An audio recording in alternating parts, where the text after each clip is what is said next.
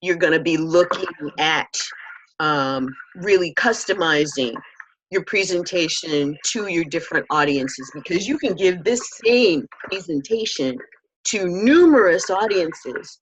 And because you know who's in the audience, you'll be able to tailor those 3 things to speak directly to, because you may be in a room where everybody's a staffer. You may be in a room where you're actually speaking to the decision makers and the leaders. You may be in a room where they're, like you said, housing authority, but you've got 3 different elements from the housing authority in the room. Knowing that information, but you're not going to know until you ask. So let me get a feel for who it is that I have in the room. How many, you know, I know that we're all focusing on developing workforce. And we've all got some contribution to that kind of thing. So let me ask, how many of you are program directors? How many of you, this is your program that you birthed from an idea and you've been running it and growing it? That's key information. How many of you are staffers? How many are volunteers? Because the one key that you talk about may be a little more specific to the director level. And even though it is, you can always say, you know, this is a key that is probably more geared towards the director level, the program director level. But I'm going to let you in on something. If you're a staffer, if you're a volunteer, you want to have great lines of communication open to the program director, because the culture of the organization needs to be one of shared vision, shared value, and open communication. You've got ideas. How often are you able to put them on the table? That takes that thing that you might otherwise speak to that director level audience and brings it to that mid-level and volunteer audience. Yeah. So I think identifying the fact that there are shared outcomes. You as a staffer, you want to make sure that you are performing your job well. And so in order to perform your job well, it's important for you to know what other tools are available in the community and elsewhere. Anything that you can do to help you become much more effective and successful and doing your job, you want to take advantage of this. And so again, same thing about training, so tools and training. And so because you are the person, you are the face that the community sees, it's important that you are well equipped because you represent your organization. And so when you're out in the community and people see you with XYZ corporation, XYZ agency, and as you're effective, you will always be sought after. You will always be recognized as the person that helped my neighbor, my cousin, my friend, and I know how she was able to do it, and I need some help like that. And so how do you go about achieving that? And so again, tools, training, but you have to have an open communication with your agency so you can share and the desire to have success. So you want to be successful. As much as you want to be successful, I assure you that agency wants to be successful. That's what I'm saying. Find those 3 keys of the 10 that you could potentially have with any audience. And what you do before you even start with them is determine who really is in your audience. And, you know, jumping to the end, these are 3 of the 10 keys that I write about in my new ebook called The 10 Keys of whatever it is. And it's something that accompanies as a bonus anyone that purchases the best practices to workforce development course. And while I'm not really promoting the course here, my goal is to give you information that's going to actually help impact your programs right now. I want you to know that there's more. That's where you hook them in to wanting more. And it is by seeding, but not by selling. I like that, seeding.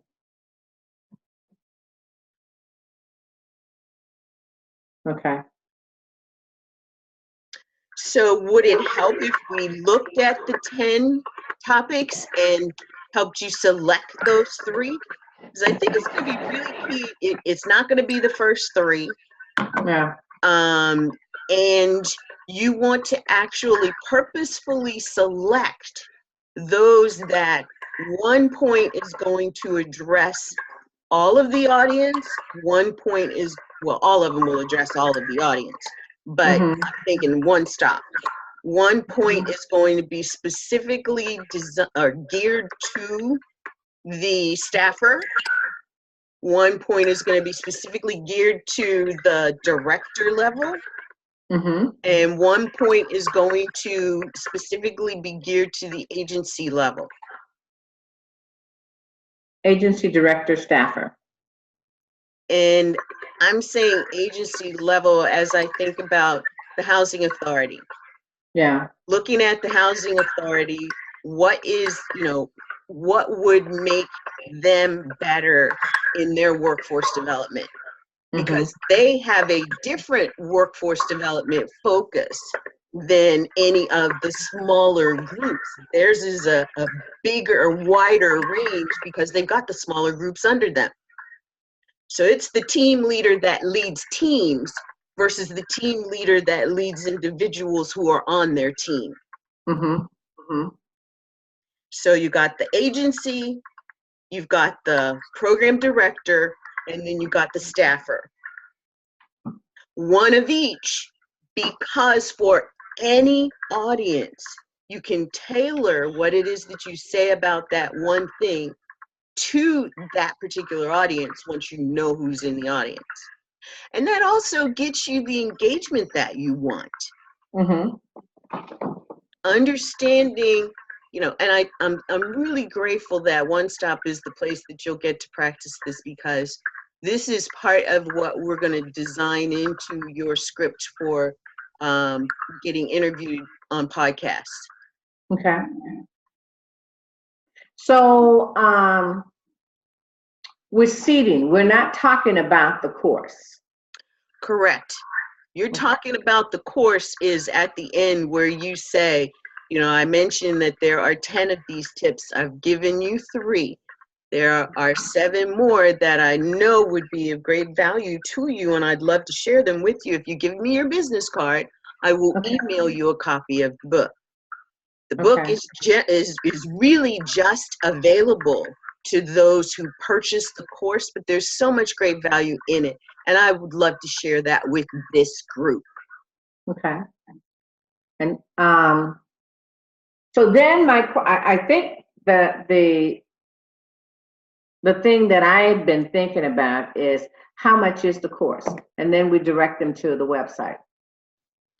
You probably won't even get those questions if you do it right. Okay. And if you do, then you talk about, there's so much great value in the course, and it's on the Teachable platform. It's available now, and I'm happy to share the link with you to go there and read the information. But then what you do, you send them to your website. Okay. To the course page. I think that's the best thing. So how much is the course? So the link to my course is on my website. Okay.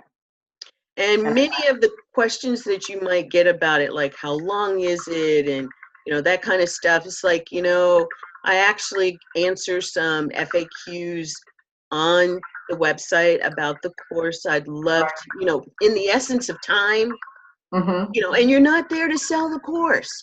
Right. Trust me. If you do, that's not going to bode well for you. These people come there for the value add around workforce development. And while your course is that, it is not part of what is the expectation around what these meetings are for. And if that becomes the case, you know, like, and I've experienced that. Lynn, you know, the stuff that you're doing, even the first few Get It Done sessions that I did, great, love it. You know, to see that it was a cost to it, they couldn't even offer it when they were promoting the Get It Done sessions, only until it was the free ones, because they want immediate access for the people who want this. If it's not free, then it's hard for them to buy into that conversation. Was that at the One Stop Center, or just you said in general? In your conversation, in your presentation, in what you're offering to the One Stop. What you're offering is value add for them to be able to use, and the ebook is another free value add that you're giving them. The fact that, you know, in the back of the ebook, it talks all about the course and, you know, links to the page on your website as far as the course. If you're sharing your website page that is about the course, that is all possible. But conversations about buying the course, I would even say, if you get questions about actually buying the course, let's take that offline. I want to find out exactly what it is that you're looking for and address your particular thing. And or that is something that's addressed on the page on the website. Let me give you the website address. Carlethia, after it was kind of after the fact that she kind of mentioned something to me, and it came down to everybody that's doing something there is offering program services that are no cost, or it's somehow otherwise funded. So if you've got something that's got a cost to it, you want to hold that. And discuss that at a point that is not, you know, I'm sharing all this valuable information and you can even get more because you can get this ebook. That's where you want to be.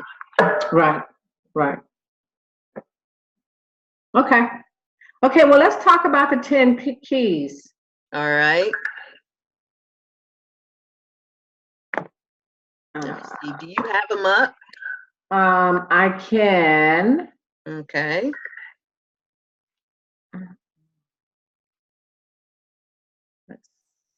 Let's go to Google Drive.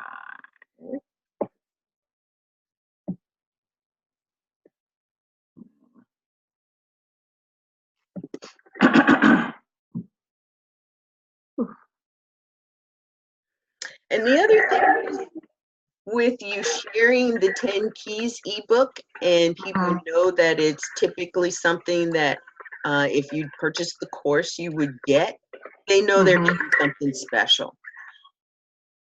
They know that that you are going outside of the norm to provide something that is of great value to them. And by the time anything else comes up, we'll have another ebook for you to give away as an additional bonus for the course. So, you know, there's no downside, I guess, is really what I'm trying to get at. To giving them this ebook and saying that it's typically, people don't typically get this unless they get the course. Okay. I am going to share this with you. Right here.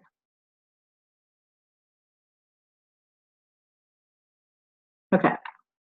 So one of the things I was thinking, I've got it up on my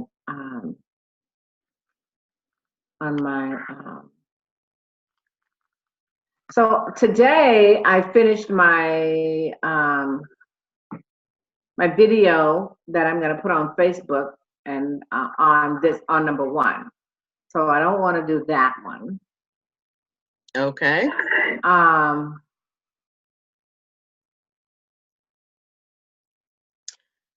I like community inclusion.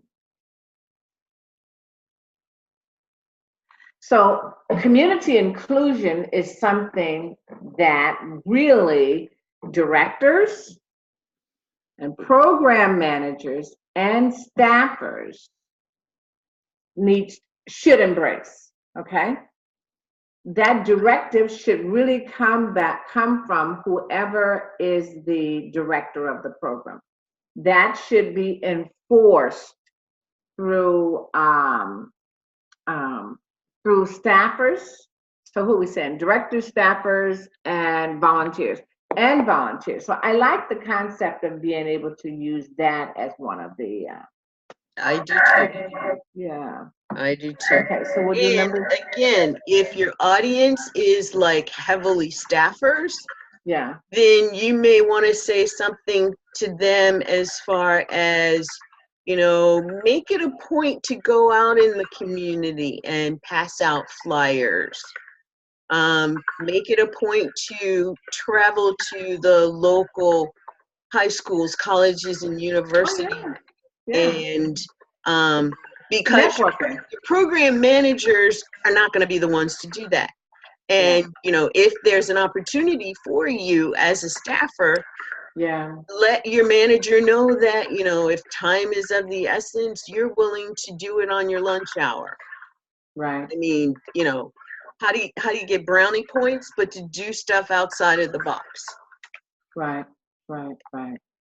But to your program managers, your conversation might be, have your staffers do this and offer them some incentive. Like if they take 30 minutes of their hour-long lunch hour to go to the local community center and hang some flyers or whatever, then you'll compensate them with something. I don't know. But, you know, you're talking to your program managers, your program directors, and that's one of the reasons why you want to make sure who's in your audience. Right. If you have some of all three, I would say stick to the conversation being focused on the middle. Okay. So I'm kind of looking at this now, and most of them. So number 3, with reference to community inclusion. Community inclusion, I think is really good in terms of the all 3. Okay. However, the ones that I would really like to tap into is number 5, have an effective program strategy. And so here you're talking to your program directors. So that's one that I'd like to do. I also want to. So before you go on, let's brainstorm in this one, because I love that. And I think that is a conversation that applies to, once again, all 3. Depending on who the majority of your audience is, would depend on what you actually focus the conversation on. If it is, in fact, your program managers and your program directors, they're going to be part of the brainstorming and the design, the program evaluation, and all of that. If they are the organizational level, they're going to want to hear the results of the design or the outcomes? How did we fare with all of the outcomes? Yeah.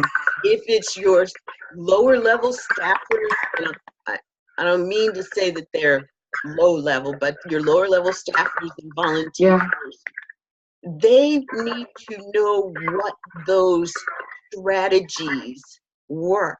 So they need to be part of the group that gets debriefed Mm-hmm. Mm-hmm. on So, what the program level actually went through in order to get to the, and here's what we want you guys to do. Because a lot of times staffers just hear, all right, this is what you're going to do, and this is how you're going to do it. Versus the how we got to this is this. Right. That is what builds the shared vision. And that is a lot of times what causes a breakdown in program and program design, actually, because these people who aren't talking to the people think they know, and the truth is that maybe they do, maybe they don't. Would those who are actually boots on the ground be valuable to have in those meetings? And maybe some of these people actually do it that way. But, you know, being in the conversation where you're addressing that from all three perspectives, but focusing on whichever one is the majority of your audience, because now you know who your audience is, you're gonna land things with your audience that they need to actually hear. Does that make sense? Yeah. Yeah, that's why it's like, I agree with you, knowing who your audience is. My concern would be that it could be filled with a lot of staffers. You could have, you know, somebody from, like when I think about the people who were there last time, people who were staffers of the One Stop there in Gwinnett, people who were staffers of the One Stop at Gwinnett Community and Technical College, people who were staffers at the Community and Technical College, other community-based organizations. I think that there was this just, you know, we had the veterans folks. So I think even in asking the question,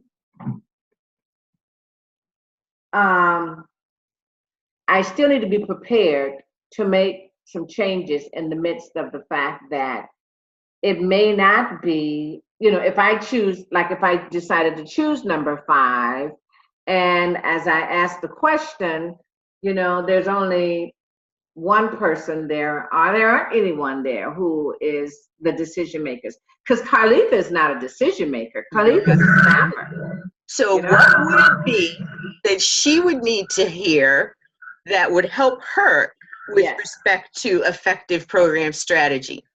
So let me tell you about Carlitha's and the way Carlitha's whole structure is set up. Carlitha works for ResCare, right? And so ResCare manages the one-stop system. However, there's another contractor, another agency who has received funding to provide other services. So Carlitha, so there could be some other folks who are doing the case management there from ResCare, but there could be 2 or 3 other people who are doing the case management. And so you may have somebody from ResCare who's serving the dislocated workers and the adult, or you may have somebody from the YMCA who's serving the youth, or you may have somebody else from XYZ who's serving business services. And so while she may not necessarily have oversight over those people, what her responsibility is to do is to massage the system, to make sure everybody gets along and everybody does what they're supposed to do under the guidelines of the scope of work that she's been given. And so so it's an interesting dynamic. But what I think would be exceptional for her would be this is what I think would be exceptional for her And for staffers, again, per staffers and directors, is the identification of high demand sector training. That's number 9. And so, you know, one of the things that I say, I talk about at length in the, wait a minute. One of the things that I say at length in the course is that you don't want to train people for the sake of training people. And so that's ABC. However, that's not the standard for a lot of people in this area, you know, because they've identified sectors. But on the other hand, there are high demand sectors that the governor has initiated with this whole HDMI funding that's been available. So I think the gist of what I'm trying to say is I believe that this particular point can be extremely valuable for case managers as they are interviewing and recruiting people and talking to them about potential. And so we are looking at identifying, you know, what's going to be the best approach for you to achieve success while enrolled into this program. Let's take a look at all these trainings. Let's take a look at the requirements.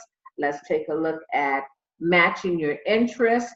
And at the same time, we will also be looking at employers and different sectors and ways that you can find employment. And so the key is to make sure that you're training people with the idea that after they complete the training, they'll be able to find a job. Now, you're going to have to be involved with that. You're going to have to help them with that whole piece. But the mere fact that it is a high demand sector gives them a multiplicity of choices. Okay? So by this time, you know, you probably have some idea as to how you're going to structure your long range and your long-term goals. And as you enter into a high demand sector, you have some foresight as to where you think you'll be in the you know, in 3 months, 6 months, a year, 18 months. So I could flush out the high demand sector piece. The other factor is the strong case management. I think that that's going to be key. And I just saw that somewhere. Mm-hmm. Well, I'm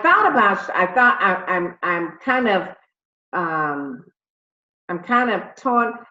You know, these are wonderful keys, bottom line. They're all wonderful. They're all good. And I think they would all engage the audience. This is the biggest problem for a lot of companies, is not having an effective tracking system. Now, different states, different cities, different organizations have different ways that they track systems, that they track information. And so that may not be something, I know it's plagued the city of Atlanta. I know it's plagued DeKalb County, and I know it's plagued Fulton County, you know?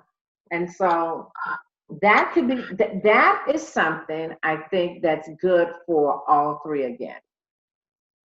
So I like that one. I like that one, but then the one that I really think needs to be dealt with, Lynn, is the case management piece. And so I can't, you know, so I'm between 3, 5, 8, and 9. That's where I am. 8 is a strong case management system, and 9 is an effective MIS system. I'm sorry, 9 is a high demand sector. Yeah. So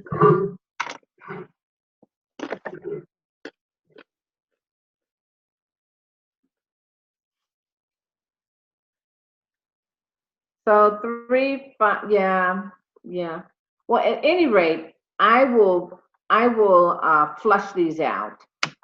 let me give you one more piece of information. Okay. To help decide this. And one is there are only two things in today's marketplace that will almost immediately tank your organization. Mhm. One is, of course, your staff. Key people leave and you're under the gun and you can't deliver, your hands are tied with respect to anything. Yeah. Especially when you're talking about delivering services to the community. Exactly. The IRS is a great example of how when you shut down operations and no longer deliver services to the community of taxpayers, it interrupts everything. Oh yeah. And while somebody thought it was a good idea to shut down the government, including the IRS, until it started tapping into their pockets, did they realize, wow, maybe we should have done that. And they, first group getting hired back, or first set of groups getting hired back.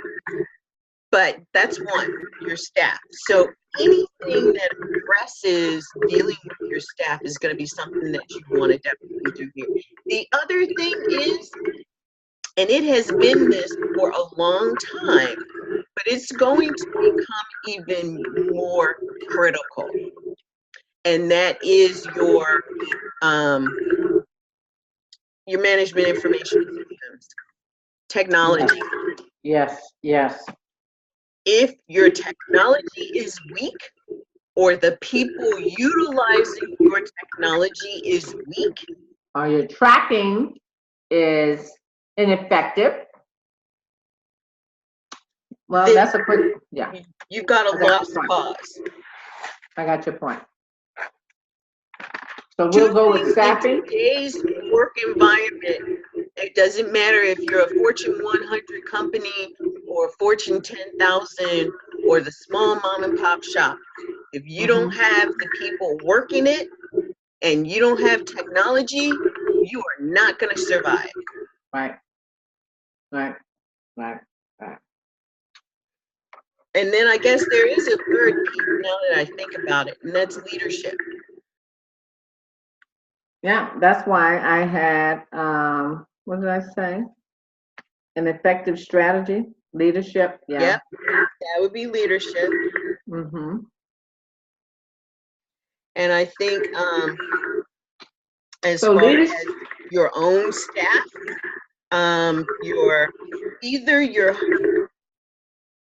and I think your community inclusion is what brings things to the level of boots on the ground. Yeah. And communicating 360 degrees from the top down and back up. Yes. And then to not address your MIS and tracking, I think would be leaving a lot on the table. This is part of what really, and that's why I liked your 10 things, because you have that focus in strong case management, navigation systems, down to exactly the MIS and tracking.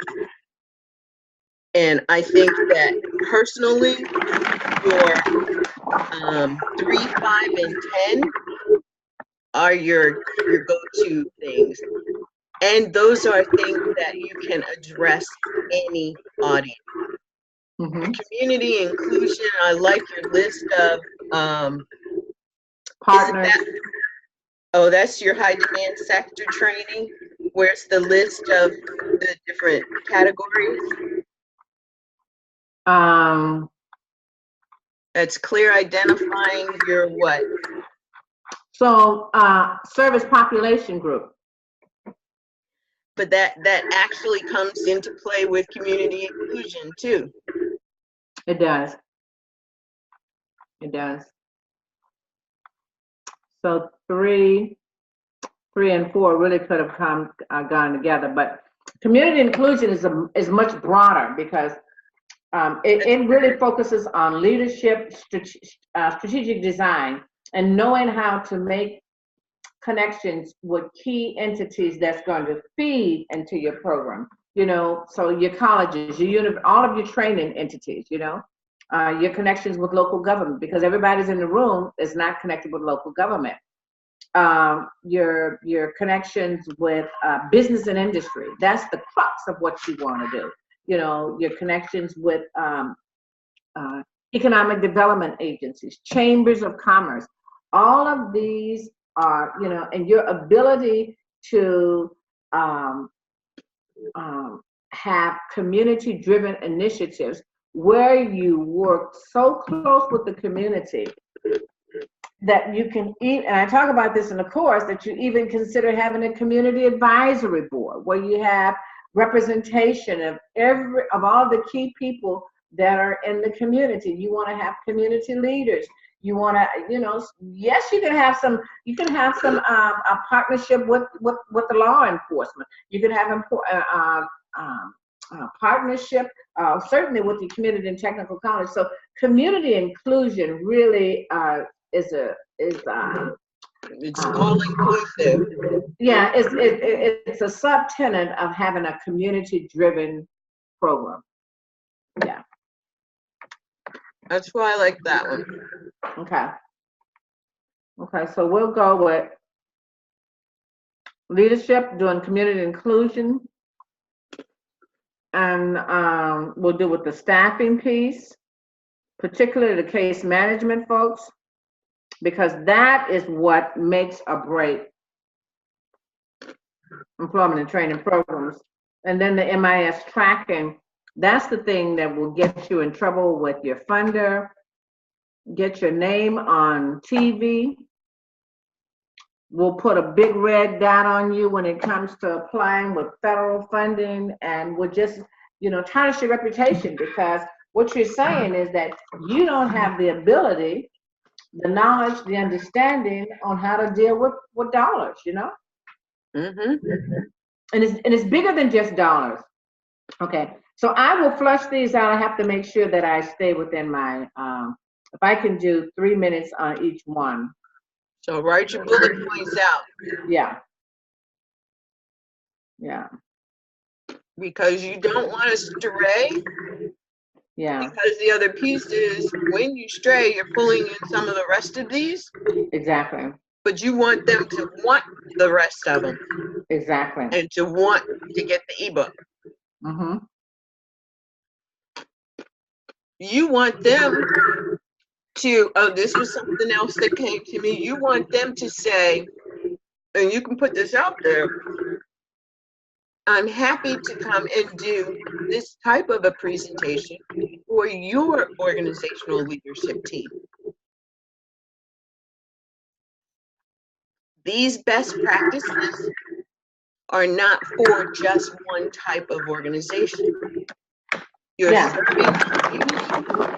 These are the best practices that you want to have in your toolbox. Mm-hmm. Okay.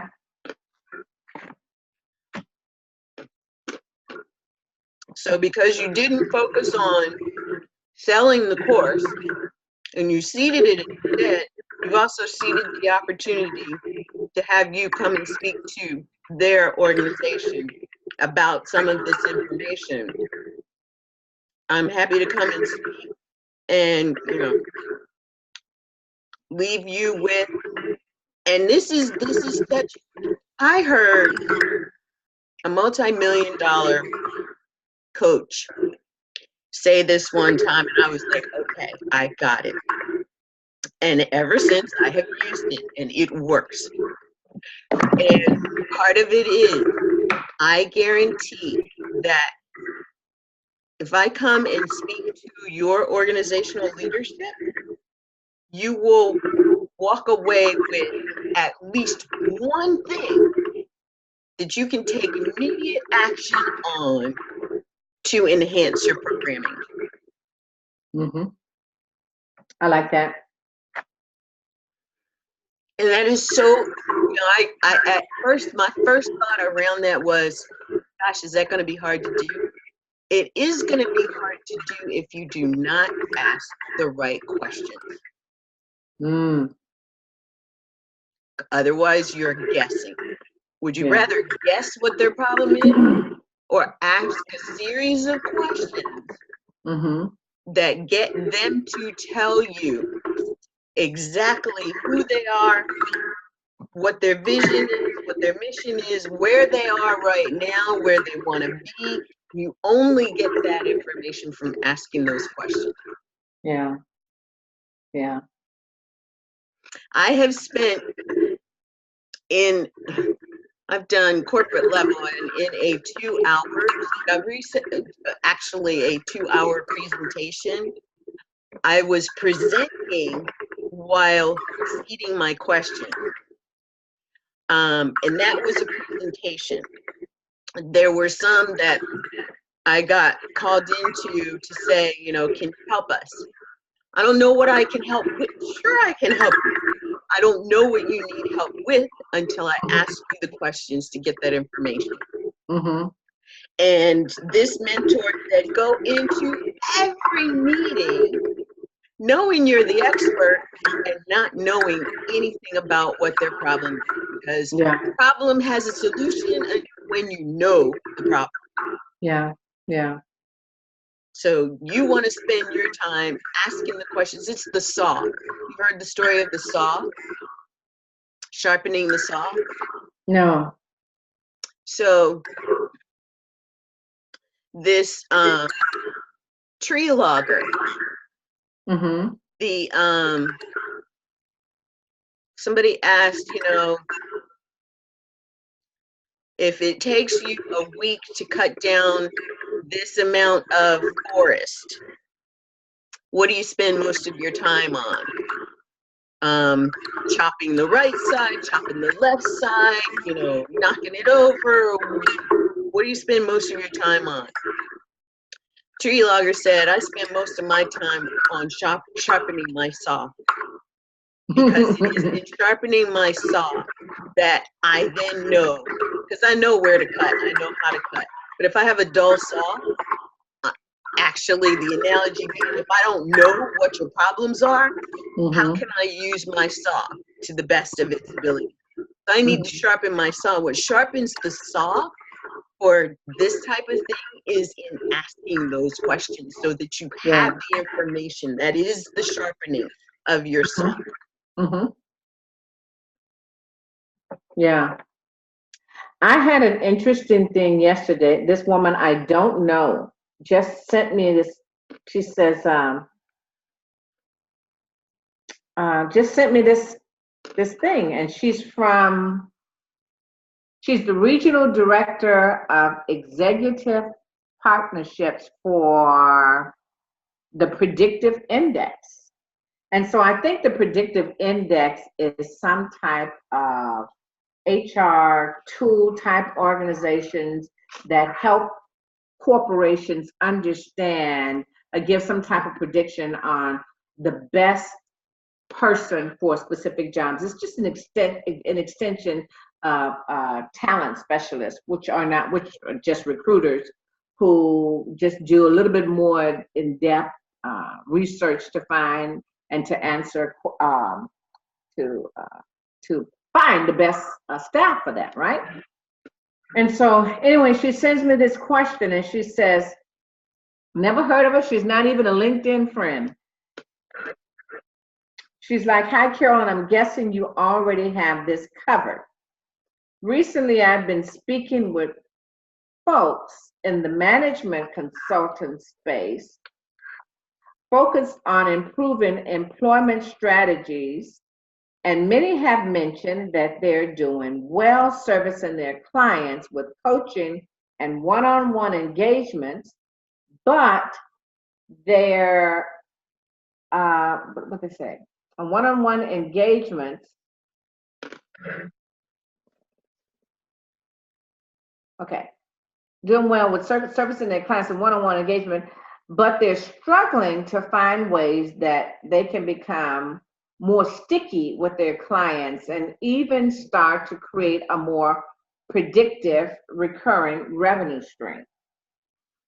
I'm not sure what your typical engagements look like, but others have mentioned that they'd ideally like to be able to find better ways to scale their business by potentially being able to offload some of the work to less experienced members of the team.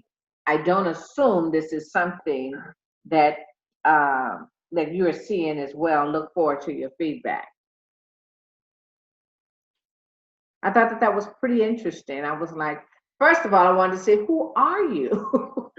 You know, and what is the organization that you represent? And so after research, again, there are so many aspects and so many tools. You know, when I was a headhunter 15 years ago, 15, 20, I wasn't even 30 kilos, 35, 27, 28 years ago, we did it the old-fashioned way. You know, we went hard after the company. We got that job order. We found out everything front and back. And then we went to find people who had similar skills or some type of transferable skill. I mean, that's the way we did it. The programs today, with the emergence of software and applications, Technology. yeah. And so what she's doing, she has something that's this predictive, you know. And one thing that my boss told me a long time ago, I'll never forget it, an old Jewish guy.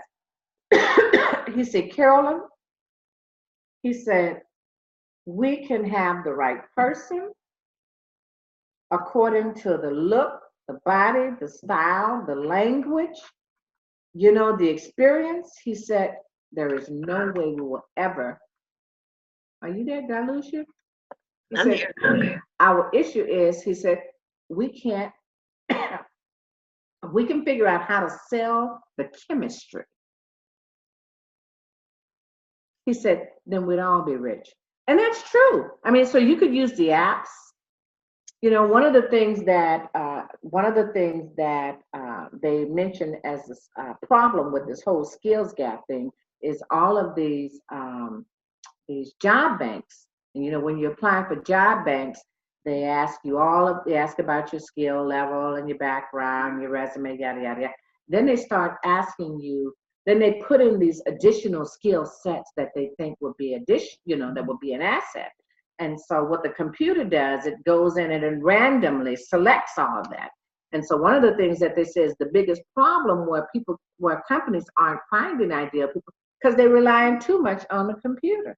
And so you miss people because you've added 5 to 6 categories of skills or experiences that have little to nothing to do with the job.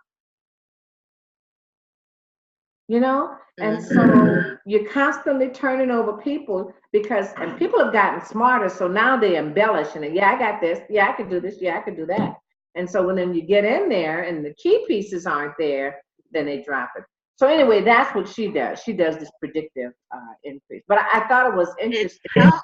How does the predictability factor play in when? So she's predicting what employers are looking for and the success rate in which they will find it. Is that what she's doing? Yeah, she's predicting what, yes, all of that. But it's like a one-on-one thing. So, you know, as a recruiter, I might get a job order for Coca-Cola, who's looking for 2 IT people with some type of social media background or some type of a little bit more specialized. Well, when I'm done with that, how do I come back and service this client again? You've got to find a way to, well, first of all, you got to find out, what else would they need beside that? And are you that specialized and all you doing is filling slots? Mm-hmm. And so if you that's, you know, when you say comprehensive services, it's specific to whatever the organization does. Yeah. And I totally agree with you. Is there So you are a headhunting firm, or you are a recruiting or talent acquisition firm, and this is what you've been hired to do, is to find this talent. But is there something else that you can do for this organization that keeps you front and center to finding the next piece of talent, the next group of talent, or the next, wave of talent that they might need? And I say yes, there is, because there's so many things that are workforce related that can be brought to an organization. Even if you set yourself up to do something on a quarterly basis, I go back to everything. Nothing is a new thought, right? Right. It's only ideas brought into the current perspective. Mm-hmm. So old thought, current perspective. Remember when we used to have brown bag lunch and learns? Mm-hmm. Mm-hmm. They've graduated now to where, or actually should, to where the company actually supports that same type of philosophy, only the delivery is different. Mm-hmm. Brown bag lunch and learn. Go to the cafeteria or do whatever. Bring your lunch in the room and learn this piece. And one of the things that is not being taught is, even in relation to these skills that we're talking about, communication skills. That's what Toastmasters is about. And you can spend decades in Toastmasters and still have the experience of growing and learning even more. Mm-hmm. What you're talking about is not only you providing value to the company in doing something like that, or in answer to her question around what can people do, goes back to being simple.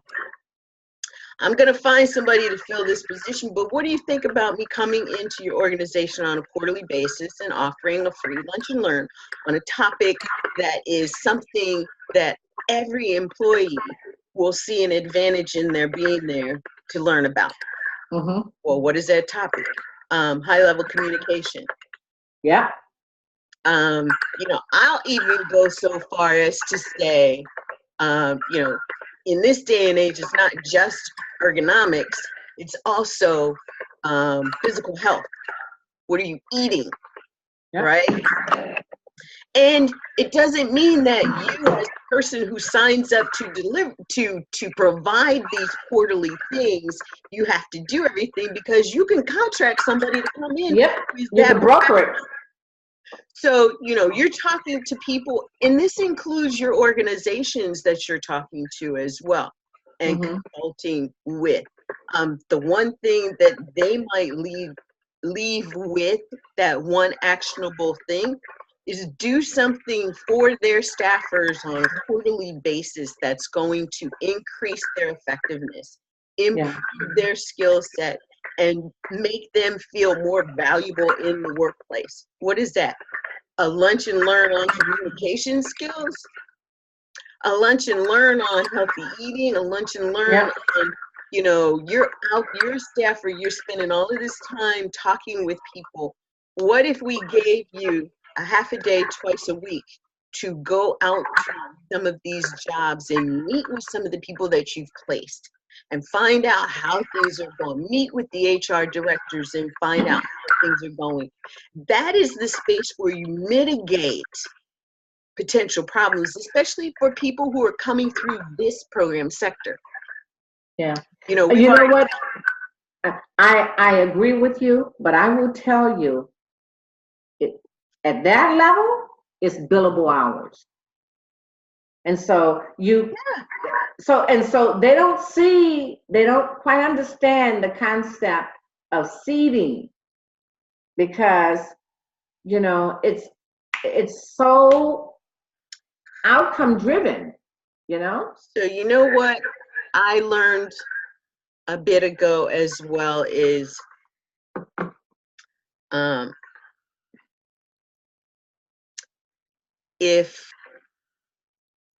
and I'll put it this way, because this is an organizational what do you call it, pushback as much as individual.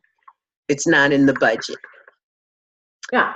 And it's not in the budget only because, and this was really a hard place for me to go. It's only not in the budget because they don't see the value. They don't value it. And they don't see the value because they haven't been shown the value. Yeah. Because a lot of people that are analytical have to see more of the statistical side of things. Mm-hmm. A lot of people who are more emotional in making these kind of decisions, you're in the conversation of what if your workforce, you know, if somebody is off sick even once a quarter, if you were able to give them the kind of information that would quell that, that would be worth it for you.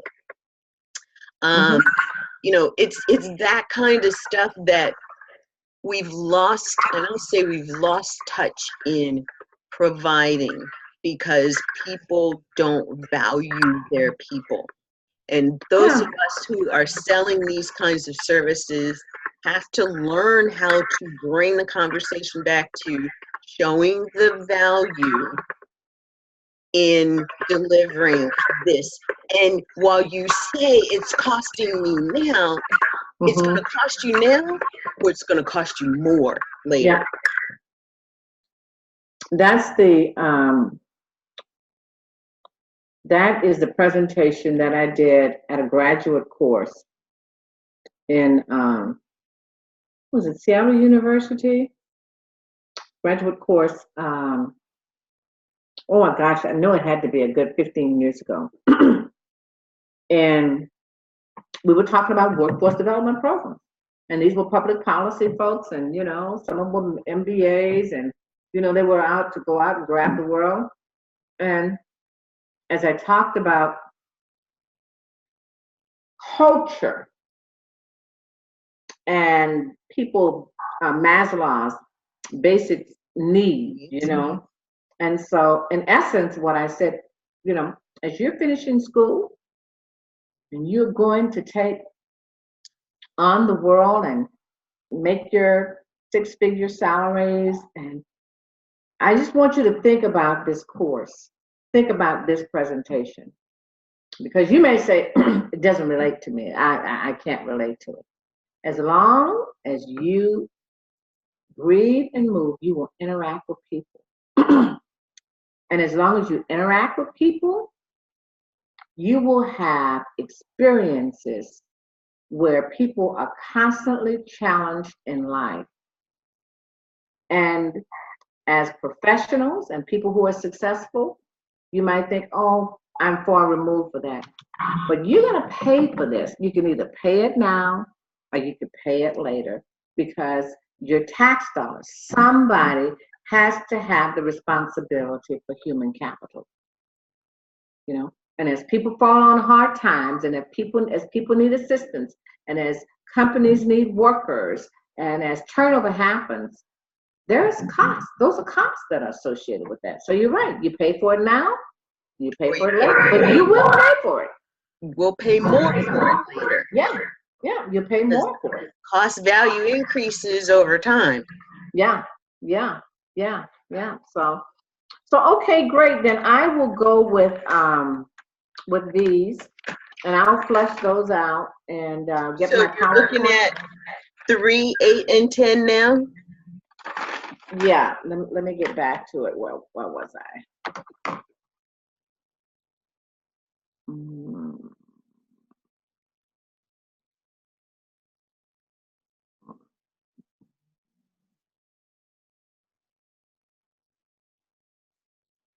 Yeah, I'm looking at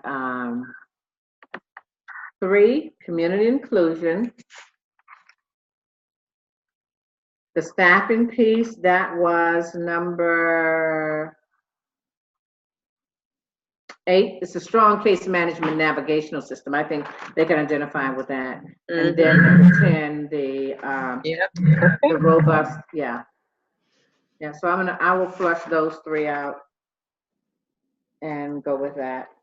Yeah. I think those are your 3. Yeah. So should there be any handout, Lynn?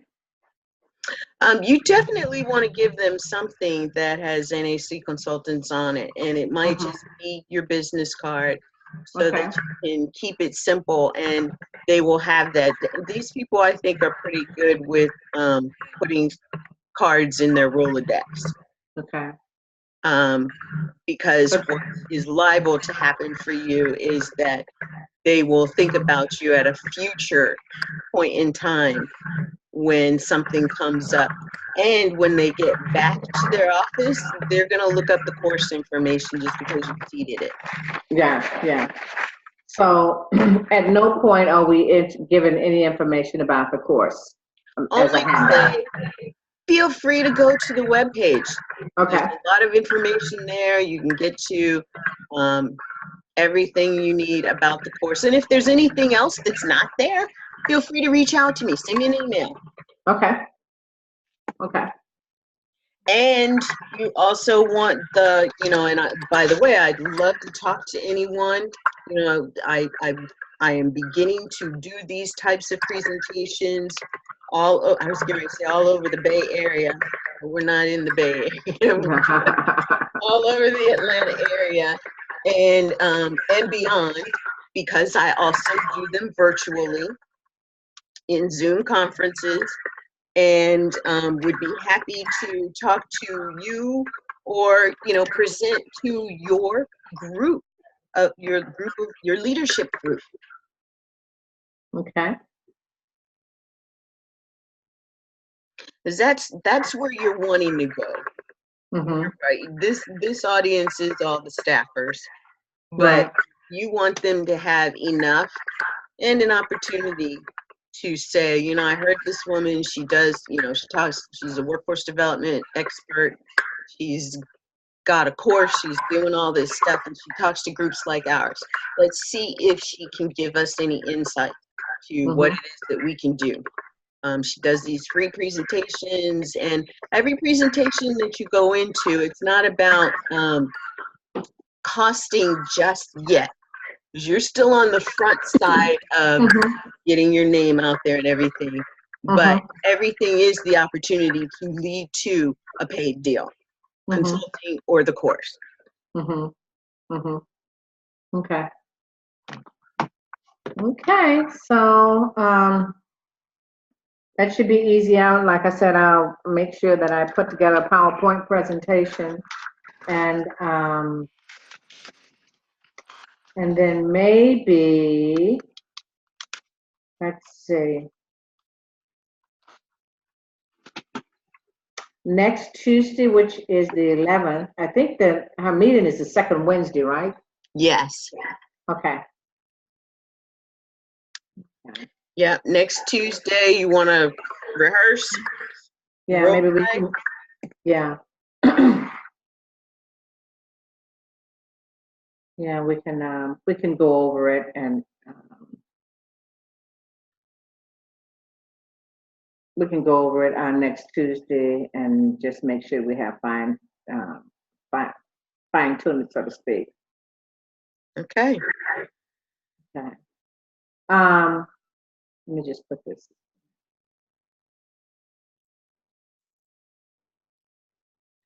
So, were you able to finish you got the other you got the corrections on the 3 points for No. I sent you an email early yesterday morning. I think you did, because I thought you responded it. Let me see. I thought you did. Let me see.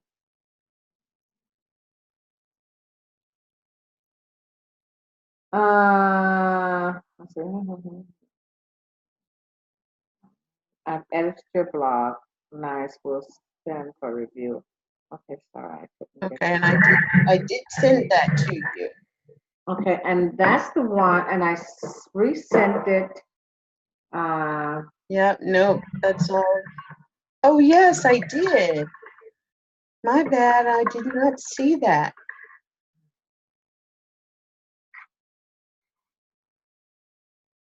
Okay. So I did it in track changes. It should be relatively easy Okay. to do. So, so that's done. And then I did a Zoom video on remember we were trying to work on the Facebook thing and put the ad in. So I have a Zoom video, and I imagine I can just download that Zoom video onto Facebook, right?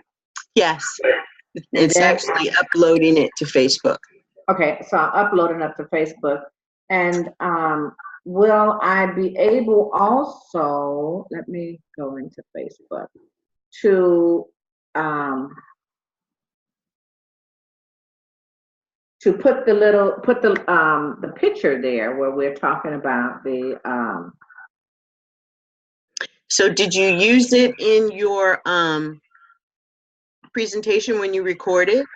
So I did two. I did one where I had the page up, right, on Zoom, and then I had my little me speaking in a corner. I didn't necessarily like that one because I wanted to have just the picture of me. I mean the picture of me, but I also wanted a side by side of the PowerPoint. Is that possible in Facebook? Are you following what I'm saying? Yeah, no, it's not. Facebook will load up the single screen image, and then anything else you put will be like right under it. It'll be like a different post? No, it can be part of the comments, but it's not going to be part of the initial post. Okay. And to do like you're asking or speaking about on Zoom, you know how sometimes you see me twice? Mm-hmm. And I can make myself come up side by side because I'm logged in two different places or from two different places. But that's the only way that you can do that side by side with Zoom. Unless you do gallery, but then you're talking about you have to share screen. So on your laptop, you're sharing screen, but on your phone, you've actually got it set up so that you're on camera on your phone, and that's the second picture. So then you've got the one, like you can configure your screen so you've got us side by side. Mm-hmm. And that is how you will record. If it looks like that to you, that's how you will be recording it. So you would have to set that up. What that's going to do, however, is if your PowerPoint is up and you're side by side, it's going to be small. Yeah, and so I just think I really wanted the video to pop, so that you can see me talking. And so I just think maybe what I need to do is just upload the video and then have the little PowerPoint presentation underneath that. Okay, so are you talking about it's actually a PowerPoint presentation, or is it the one? No, the little slide. The slide. So with it just being the one screen, there's one other thing that is possible too, and that is when you're doing your recording, have the PowerPoint up, but be in speaker view. That's where you have the bigger picture of you, so the little thumbnail is now going to become a bigger thumbnail. It's still going to be part of what's seen in the corner, but it's going to be a bigger image.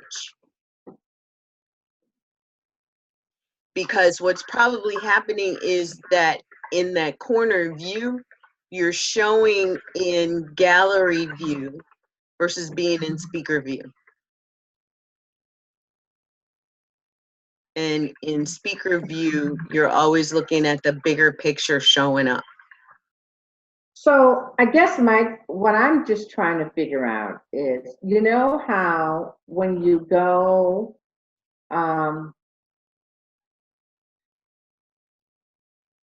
okay, so let me pull up Facebook. Let's pull up Facebook, okay. And the other thing too is I'm noticing that on your laptop, your video is not in full screen. See how you've got black edges on your video screen and mine goes all the way to the edges? Yeah, what is that? That is your video settings. Wait, so I'm on speaker view. What should I be in? So you're on speaker view, that's fine. You want to find your, see your video icon to the left next to the microphone? Mm-hmm. You click the top, the up Yeah. here, Uh-huh. click view settings, Okay. and then there's under camera, you see original ratio, and then you see widescreen, 16 to 9. Yeah. Screen. That's the one that you want to be in. Okay, there it is. 16 by 9, yep. Okay. Okay, so am I there now? So if you Yeah. see you in the big picture and you and me in little thumbnails at the top of the screen, and to the right of that, you should see gallery view. It means that you're in speaker view. Okay, so what I see is speaker view. Then you're in gallery view. Okay. So if you So click, whatever view I see is the one that's not the name showing. okay. So this says gallery view, but I'm really in speaker view. Correct. Okay. So let me get to Facebook here. Okay. Okay.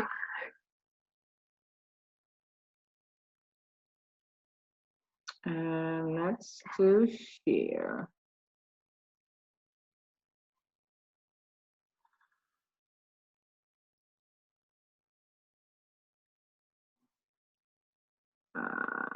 Share.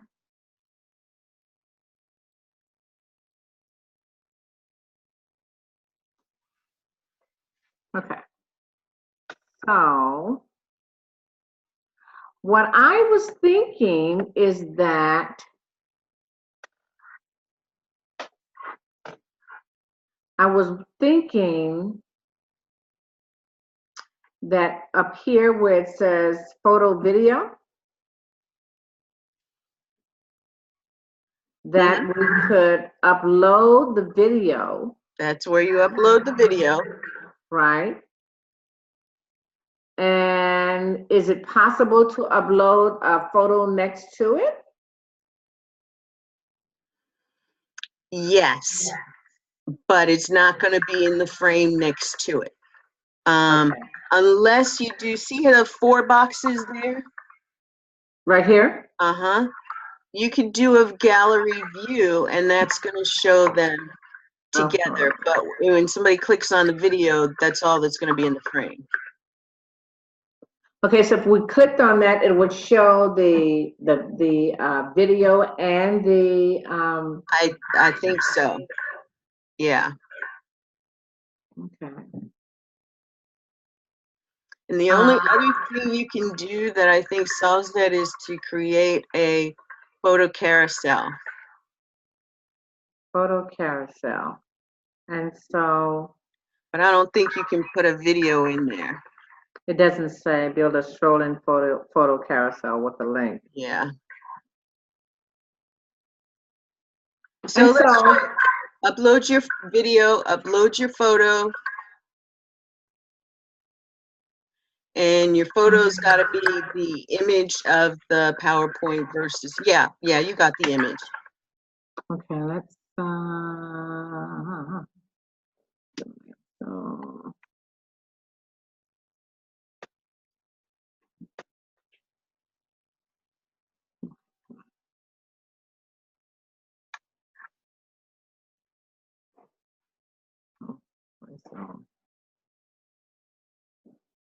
Desktop.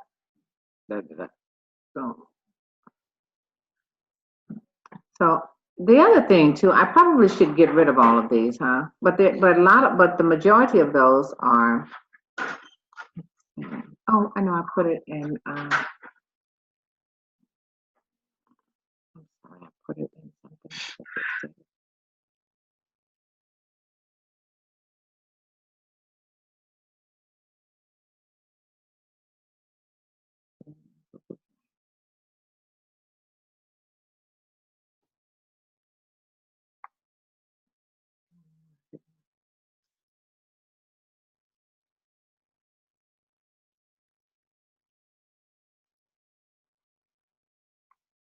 Okay, wait a minute. I just had it. I've got to figure out where I put it. I took it. I named it.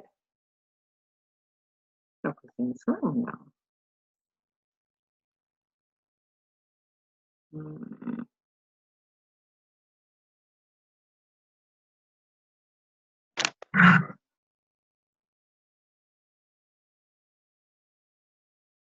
Oh, I know where it is. Okay, let me go back to. Let me just do this.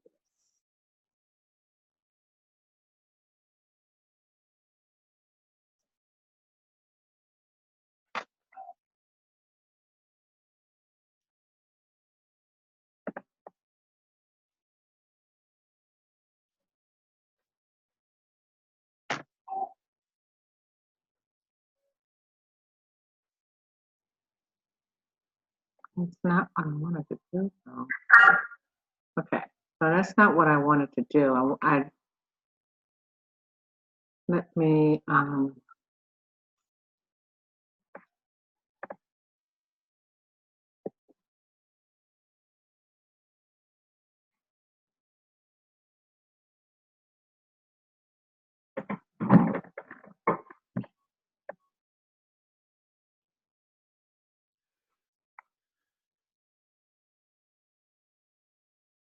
I hate that I have this all together, and then when it's time to find it, I can't find it. I just had it, and I renamed it.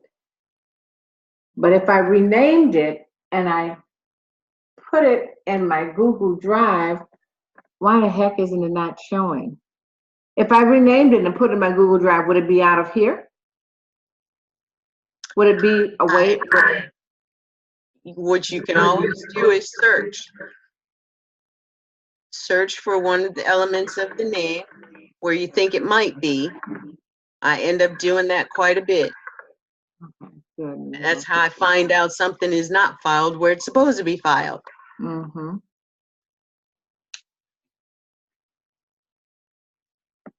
Come on, now where's my search? I just saw you. So if you go to your file manager and you go to the file area where you think it is, and at the top it'll say wherever you are, and then right to the right it'll say search wherever you are, and you put in what you're searching for. Right. And then there's a way for you, when you do find it, if you want to find out where it actually is located, you'll be able to find, click on show in folder, and that'll show you exactly where it is, so that if it's in the wrong place, you can move it to the right place. Okay.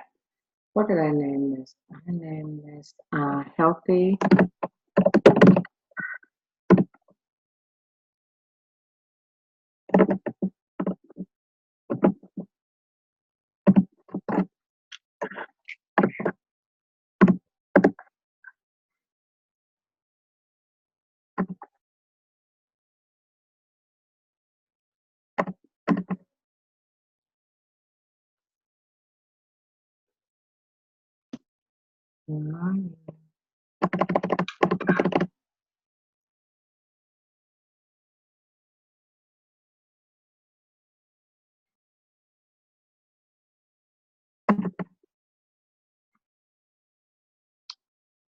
As much as I spend time in Zoom, it just It is, I'm going to speak positive, and it is just not as,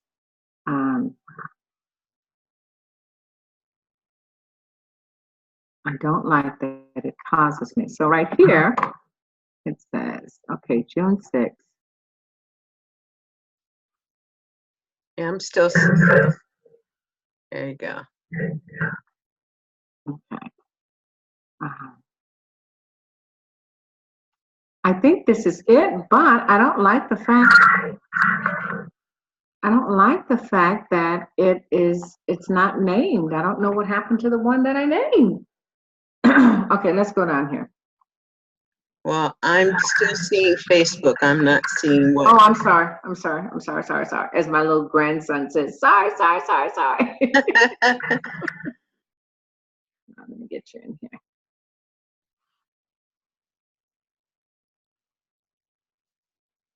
Share. Okay, so where was I? I was.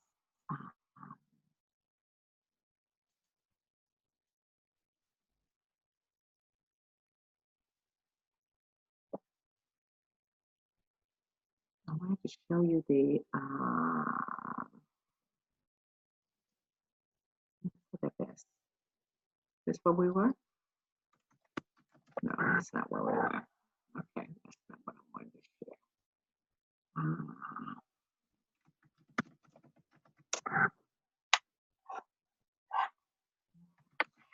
Go back.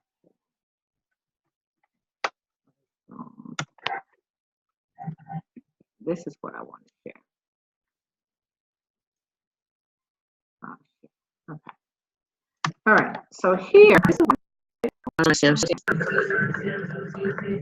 You still not seeing? Oh my gosh. Well, I am seeing my music. No, that's not what I want you to see. I wanted you to see me. This is what I want you to see right here. This Zoom screen. You see this Zoom screen? Mm-mm. Huh? New share. Okay. It says that you are seeing it.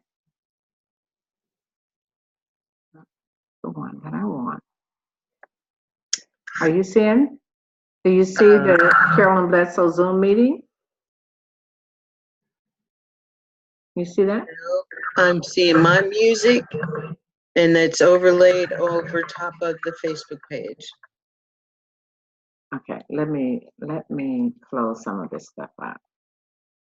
Maybe that's why. Okay, let's close that out, and then we'll go back to share, new share, and then we'll go with Zoom screen.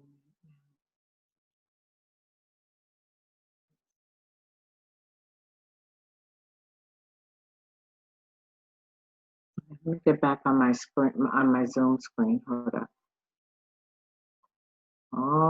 Let me get back on my Zoom screen.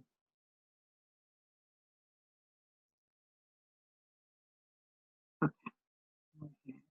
New share. I don't know. I wonder if it's just not letting me do that. So do stop because share. We're in Zoom. Do you see? Do stop share and then start again. Stop share. Okay. All right. So let's try it again. Let's do here's Zoom. Let's do Zoom. Stop.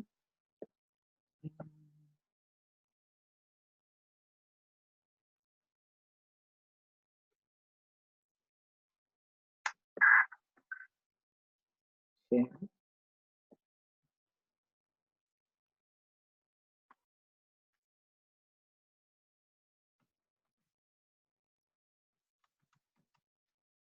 Let's try this. For some reason, it's being a little funky around Zoom, and I don't know if that's because we're in Zoom or what.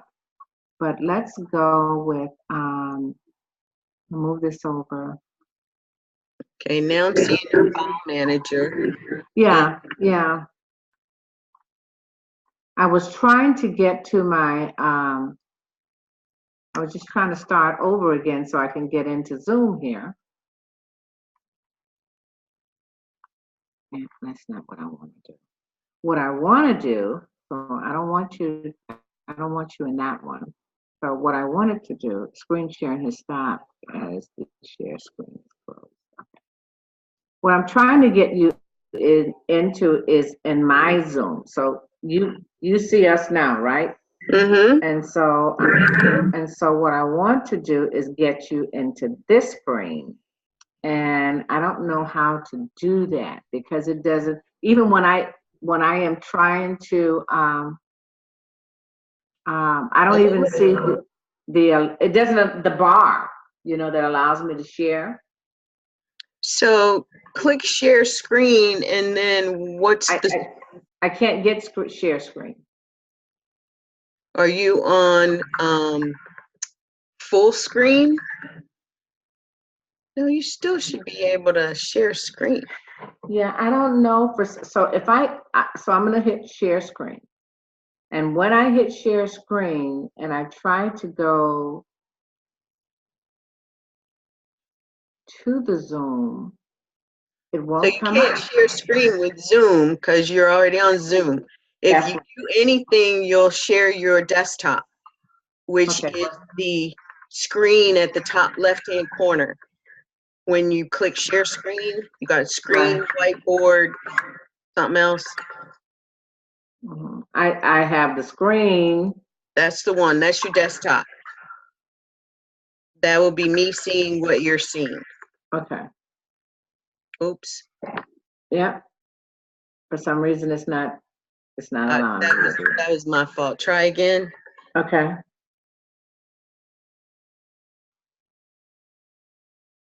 It's just Facebook. Okay, I'm just gonna go to my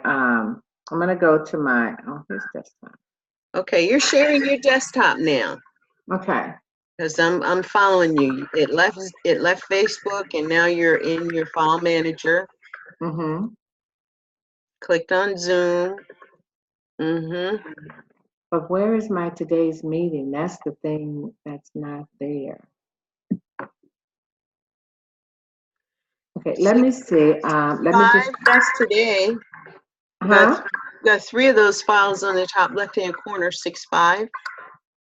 Where? Scroll up. Yeah, right there. Oh. 6.5, 6.5, 6.5. Yeah, I named them, so let's see. Did you name inside the file? Mm-hmm. Yeah, that's not it. That's I named inside of it. Yeah, yeah, absolutely right. But I'm gonna see if I could find like 20 seconds, 32 seconds, 54 seconds, 19 seconds, 18 seconds. Those weren't the ones. Let's see what this one is. 6.5.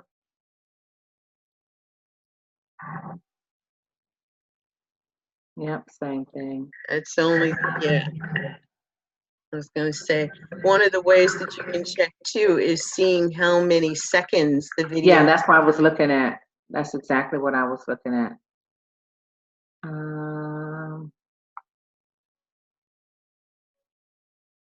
Well, that Zoom 0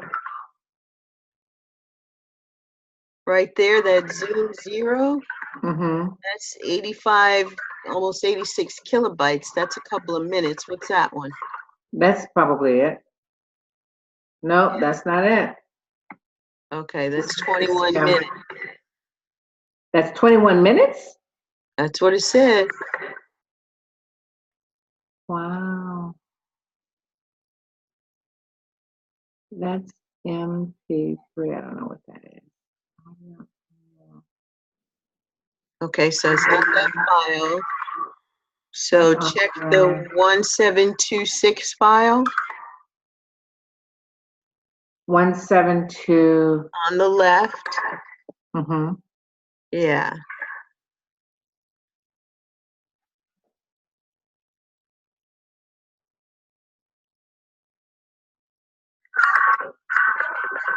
That's it, 248. Okay, so I've got to go back, and that's so weird. Why didn't it? I know I named it. I remember when it came down and I named it. Okay. So that was this one, right? 17262. Correct. All right, so hit rename. Okay.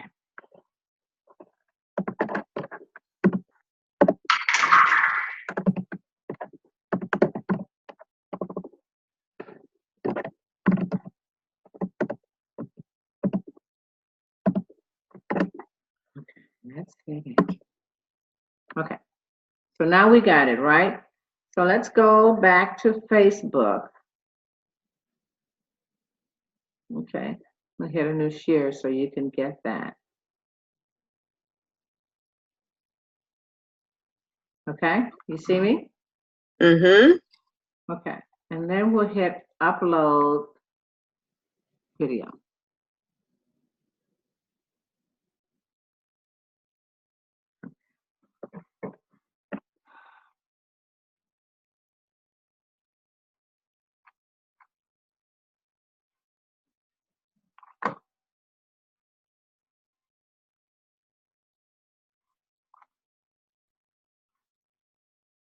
Where'd you go? It's on the left-hand side.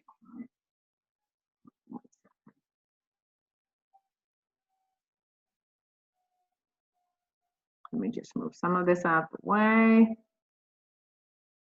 And we will bring this over some. So what happened to the name? It's on the inside. You didn't name Okay, it. here it is. Here it is. Yeah. Okay. So we'll hit open.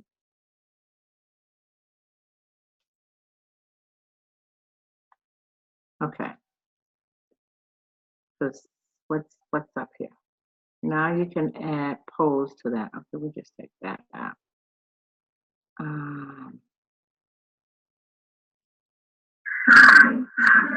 Okay, so that's it. So where do we get? So Scroll up. okay.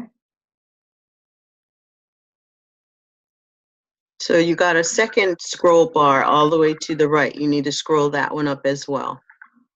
Okay. Maybe thumbnail. There you go. There's your space for the post. And then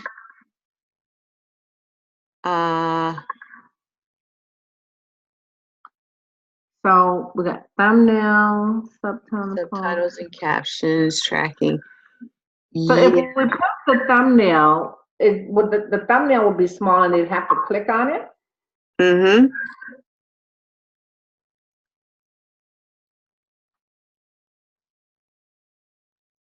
Okay. Let's see if we can add the image.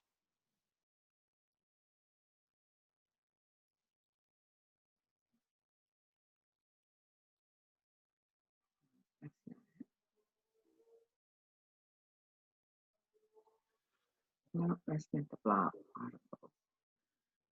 I'm gonna put that on there. So of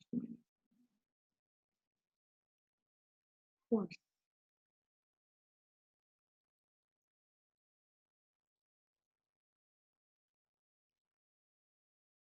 That's weird. That's more than that.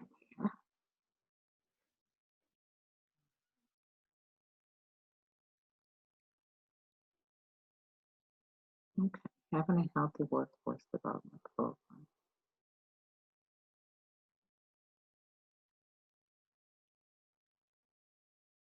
So that wasn't an image.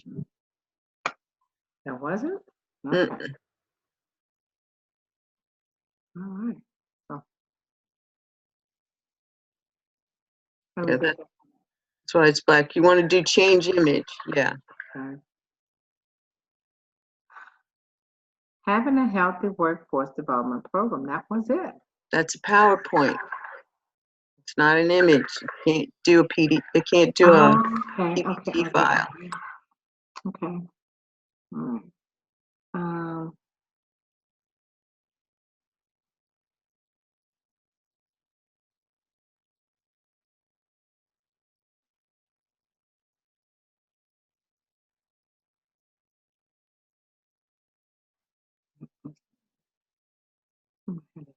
Photos, BP, photo.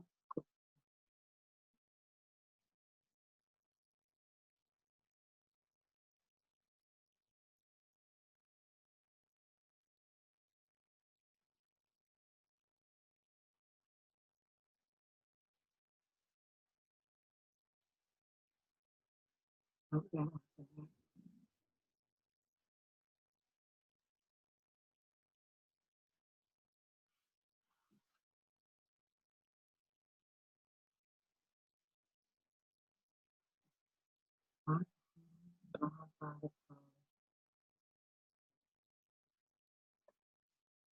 That's the article. That's not what I want.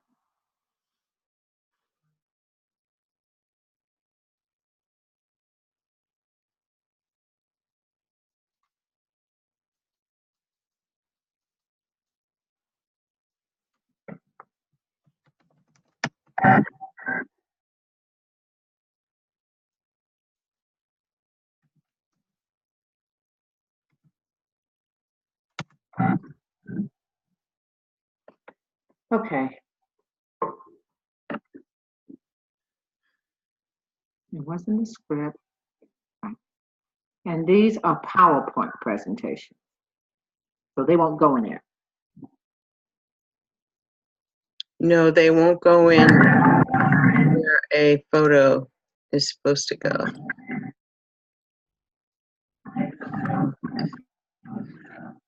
Okay.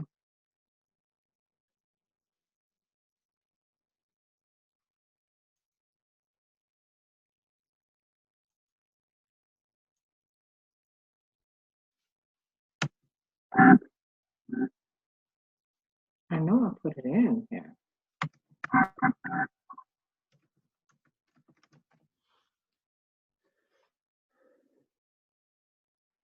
So, let's see if we can find it and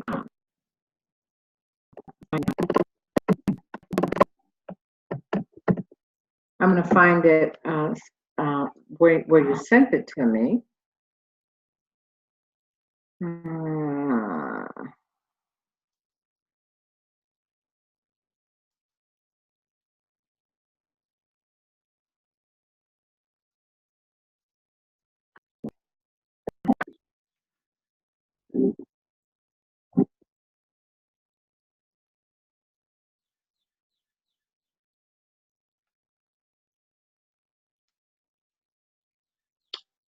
the points? No, I'm looking at.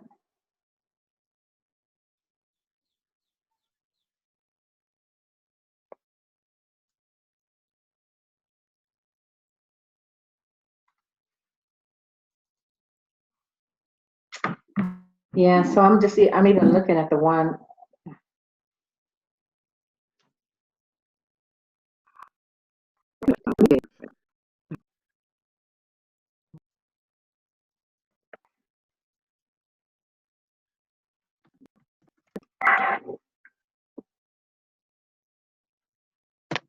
I'm gonna have to find it then. For some reason, I'm not able to put my hand on it.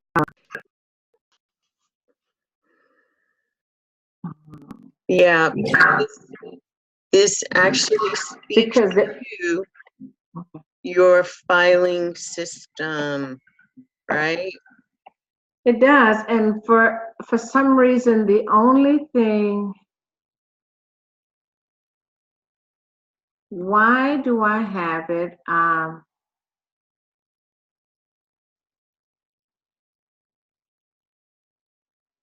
What did we take the photo and we made it PowerPoint, right? We took the PowerPoint and we made it into a photo. And that's what we used in the PowerPoint. Okay. And I sent you, what did I send you? Did I just send you the PowerPoint screen with the photo in it? Yeah. Yeah, I'm just kind of looking at that now. So open it up, let's see. Okay, let me get out of here. Okay.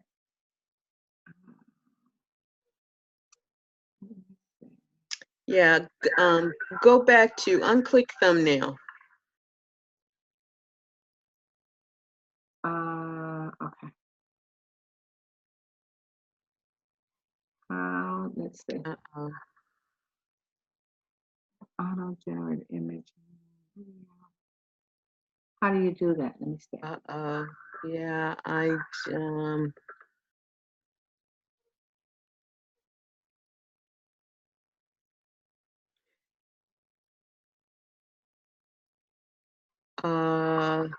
maybe scroll up and click the X up at the top.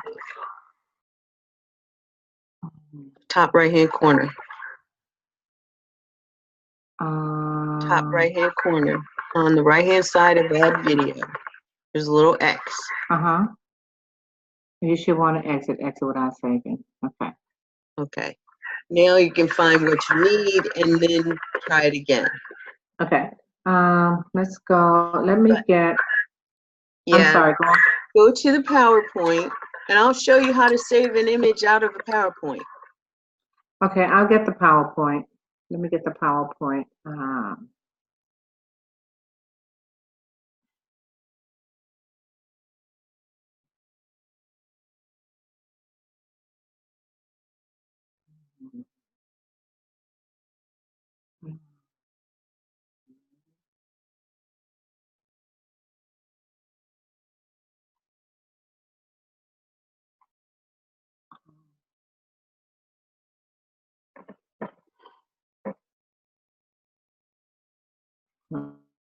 Not much.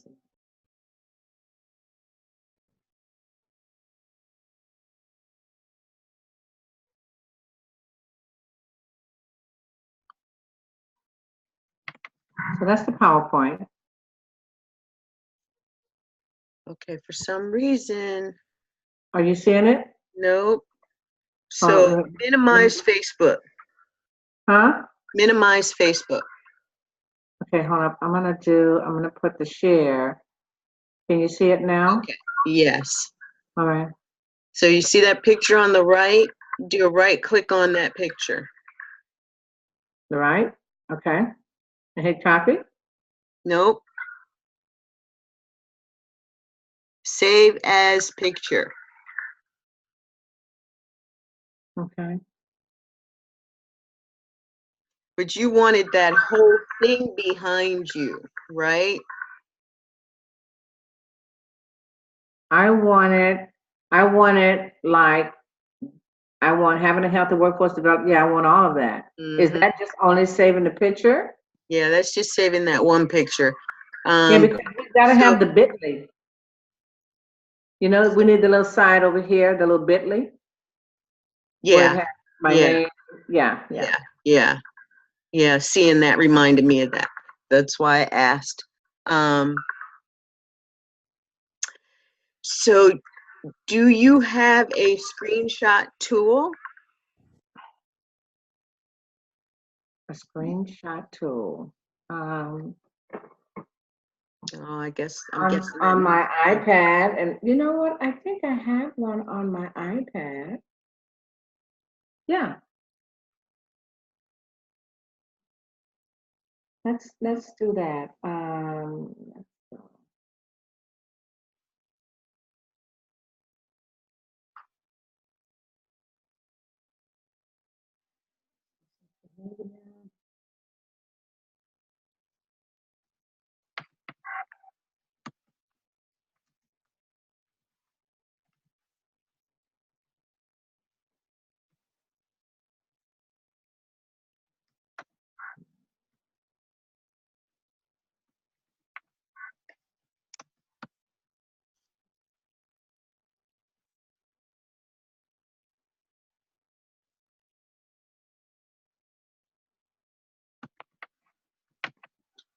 So I'm wondering if we were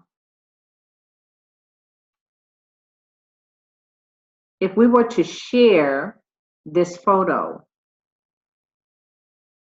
could we copy it?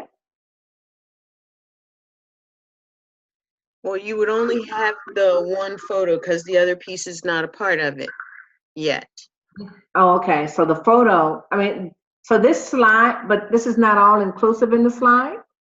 And so what it would, Yes, you can. I'm having a senior moment. Do file, save as. Duh. okay. And then on the right-hand side where you see PowerPoint presentation, click the drop down. And save it as a Word, Nope, you want to find PDF? PNG. See JPEG at the bottom there? Scroll down some more. Okay, right here? Yep, you don't want a JPEG though, you want a PNG file. Okay, PNG, Yep. portable network graphic. Graphics. Yep. Click that. Okay. And then hit save. Which slides do you want to save? Well, there's only one, but just to be on the safe side, click just this one. Not all slides? You only have one slide. Okay. And if you had more than one slide and you clicked all slides, it would just download them in a zip file. Okay. All right. So now we've done that. Think about that before, but yes, that is the way to get your PNG file. Okay. So it should have come up to ask you where you wanted to file it. So that's what I was looking for too. So I'm wondering if it just let's just see if it went to let's see where it went to.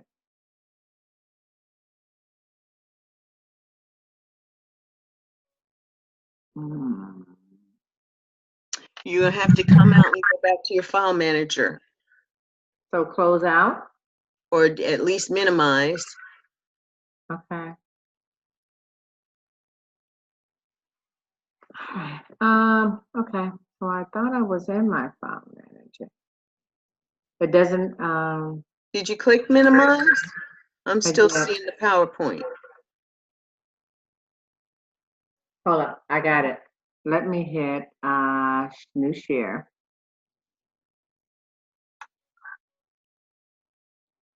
Right here. Is that it? That's it. Okay. We should rename it.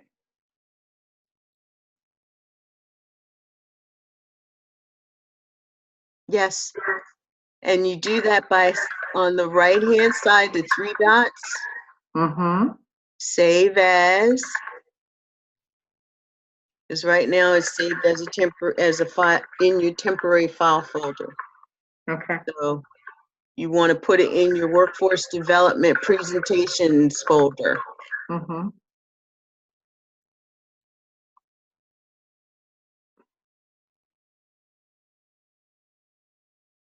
And if you don't have one of those, you need one of those. Because you know, yes. this is related to a presentation. Anything that you have related to a presentation, you go to that one file and you can find it. Yeah, I was If you need to make a new one, make a new one. And then as you come across your stuff, put your presentation stuff in your workforce development presentation file or folder. Make a new folder.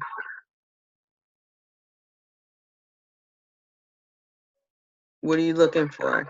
I was trying to find the thing for new folder. There it is, right by organize, new folder. Okay, there it is. Okay.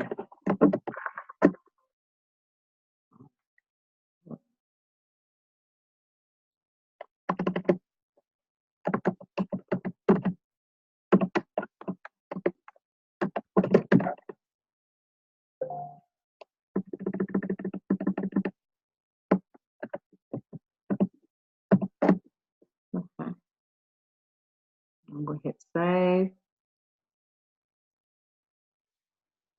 You put a space there between workforce development and presentation. And I would actually say like presentation stuff or something like that. Presentation.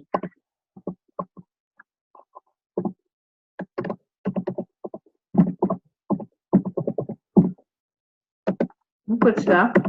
Okay. Okay. What happened?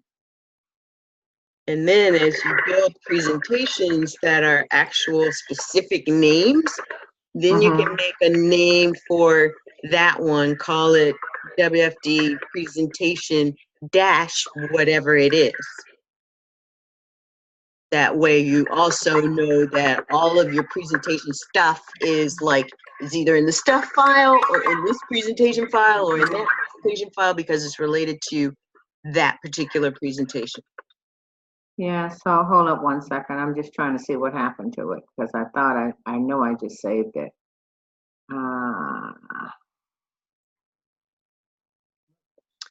Presentation stuff.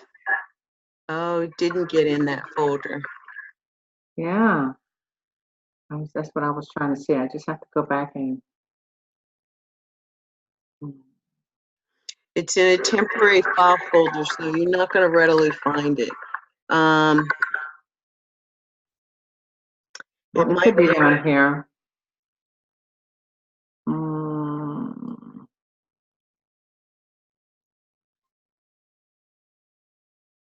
There it is. Is that it in your BP marketing scripts? Yep.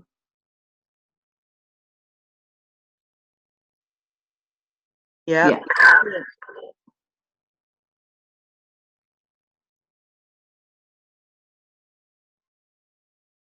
Okay. Do the three dots again. But it's not part of a script as much. Well, I guess it might be, but I don't know that I would have put it in scripts.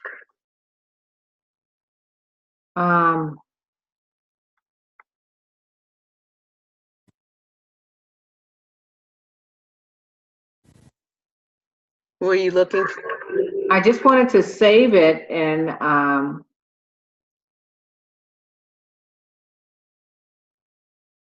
so take your time, read your things. You do want the save as. Yeah. Okay. And so then I can go back to my stuff thing. Okay.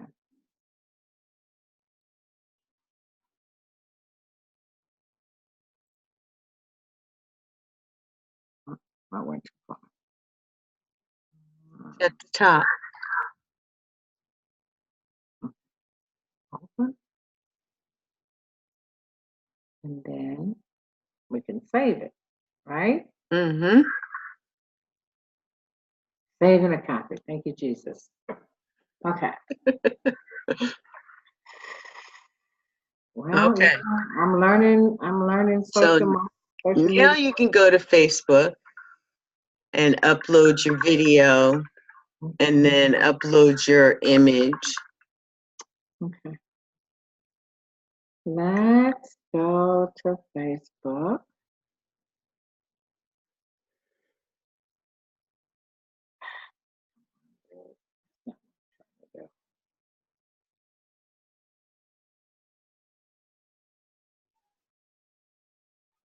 Okay, so upload video, and then we went.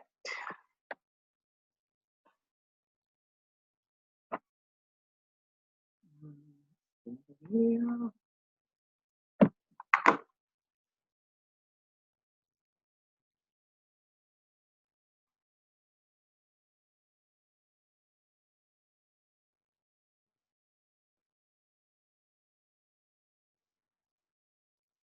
So then why am you saw me name that, right? The Zoom video? So you named the Zoom video inside of the folder from today. Okay. So one of your 6-5 folders is where Well, it's. I don't think that was the one. Was that it? nah, I didn't want to do that. Click that X up at the top of the right. Hold on. Keep having to move us over. Okay. If all else fails, you. Exit without Yeah. saving. Okay. So what I want to do is just make sure that all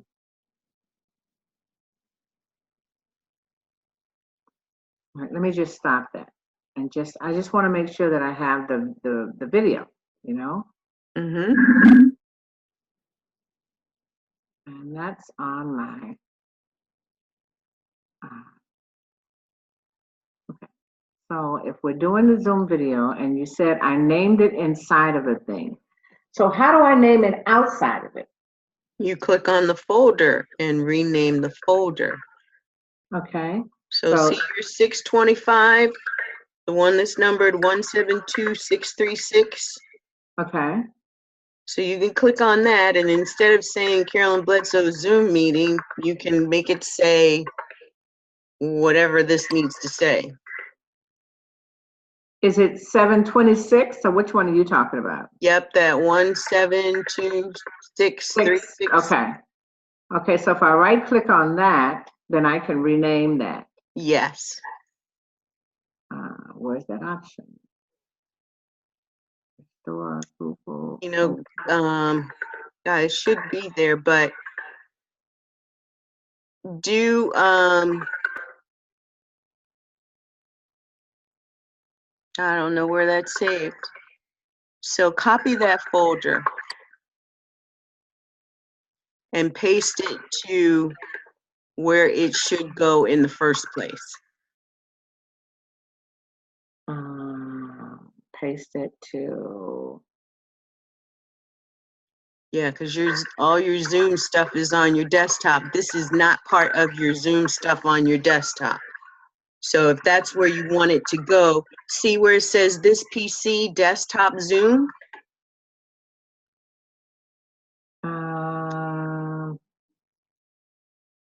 This PC. This PC desktop Zoom. Yeah. So click copy. on desktop. Okay. Click on desktop. So you actually clicked on the Zoom. So unclick out of there. Okay. Here's desktop. Okay. Now right click on Zoom to your right. This one? Yep. Okay. Now paste.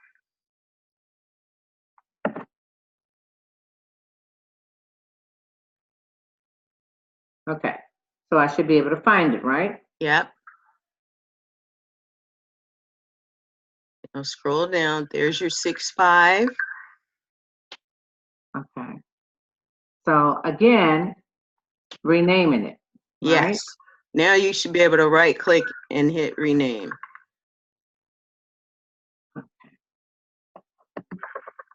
So I highly recommend you keep the date, keep the time, and keep that number extension at the back and just rename the middle part. Okay.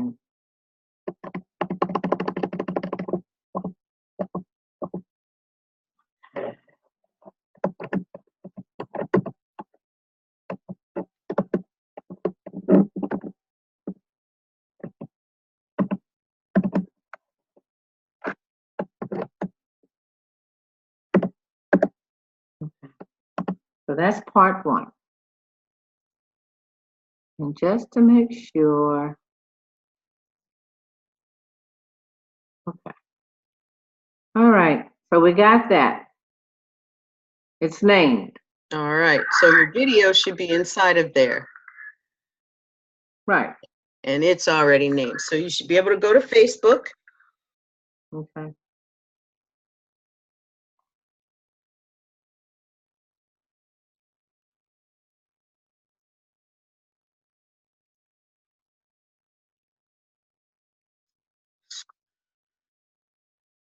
So now scroll over. If it's not, oh, there it is. Okay.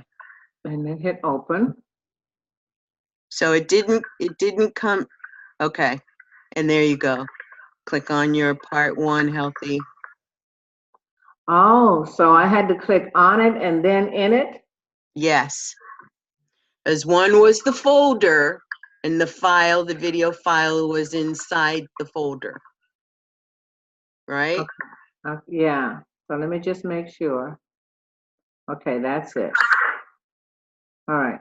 So next part is what? The thumbnail? Yeah. Thumbnail. Add image. Add image.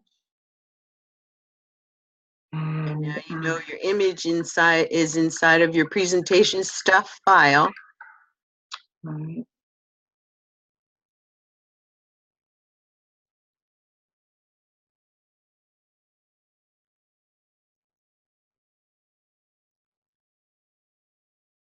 That's this. Okay. Mm-hmm. Click open. And then we'll put open. Open. So you got to click on it. You didn't click on it because it didn't populate that file. Okay. You're right. You're right. Okay. And then we. Then you scroll all the way up at the top on both sides because you want some post information in there. Okay. Video Yeah. details and create a video So post. there's a second slide bar. You can see part of it is gray, part of it is blue. Right next to the change image. You want to slide that all the way up to the top. What's You this? almost had it. It's right there. It's right to the left of the thumbnail image. To the left of the To thumbnail. the left of the thumbnail image, there's a blue sliding bar. Okay, hold on 1 second. It's really thin, but you can see it there. And yep, you just used it to scroll up and down. So scroll all the way to the top. Is this it right here? It's blue. It looks like maybe 1 inch long. Not this. Yes, that. This? The blue is what's gonna slide. Okay. Right?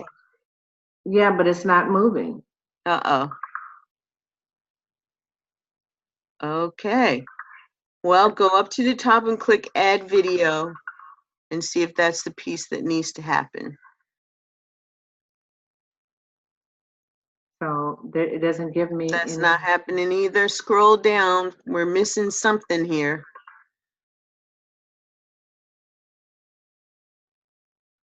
And scroll in the outside scroll bar. Okay. On the other, yeah. There you go, next. Okay.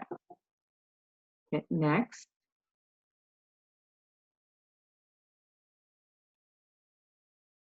We hit next again. Yeah, because it didn't do anything. There you go. Or did it? Messaging something to publish your video, give it a title. Where are you seeing this at? I don't see it. Okay.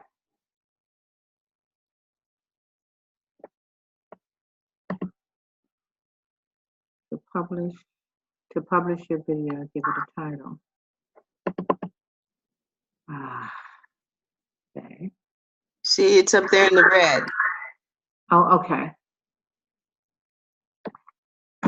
Okay. Let's see. We want to say video snippets.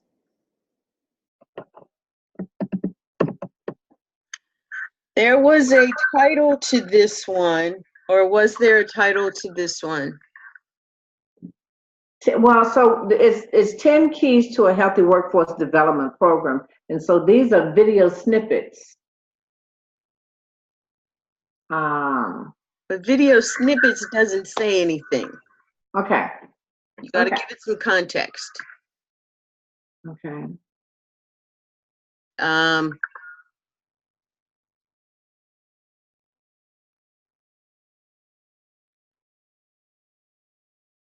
Or you can say 10 key, healthy 10 keys snippet 1. Okay. Or 10.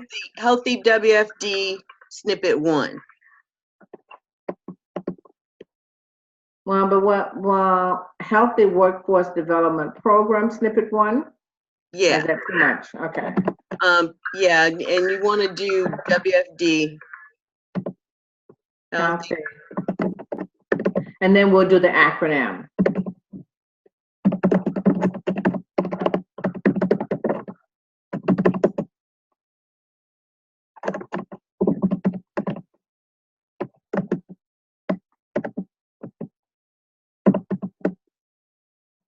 Snippet 1. Yeah, and you put WKFD in parentheses. Okay.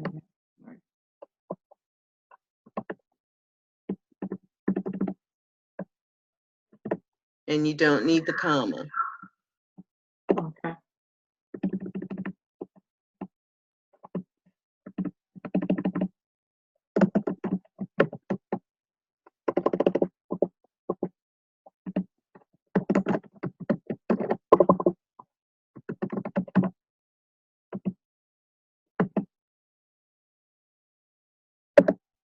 One or Roman numeral? No, 1 is good. Okay. Okay. And now you should be hitting next, and it take you to some place where you can put in some verbiage. Yeah, and Okay. it may be at the top of that. I can't tell. I think we were. So the left, yeah, that one, and then the left bar. You want to scroll that one up as well, because you can tell there's something under there. There you go. Describe your video. Yep. Okay. So we can say hello. Hello everyone. Hello everyone. This is the first of several videos. No. That's a waste of initial real estate. What you want to say is, there's a science for healthy workforce development programs.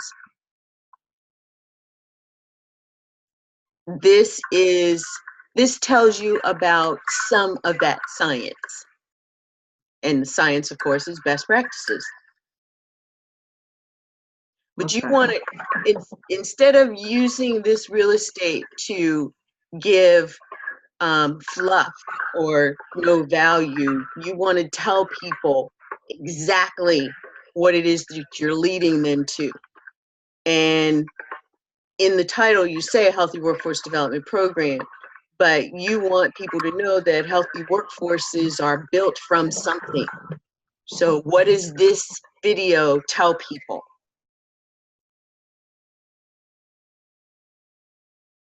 Okay.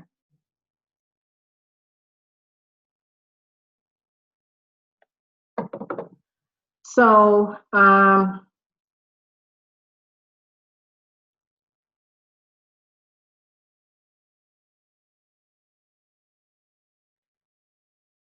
so what does the video tell people? It tells them,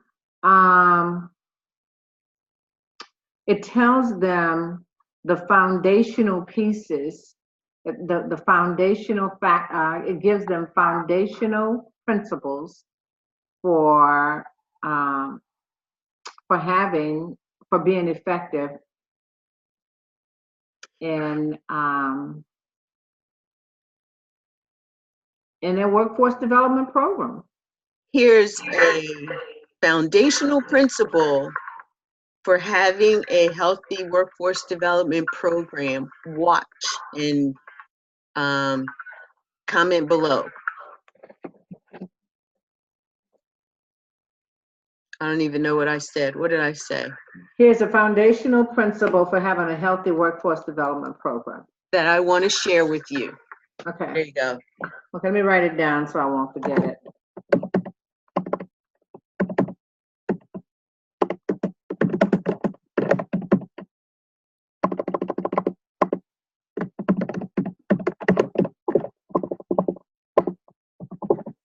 foundational principle.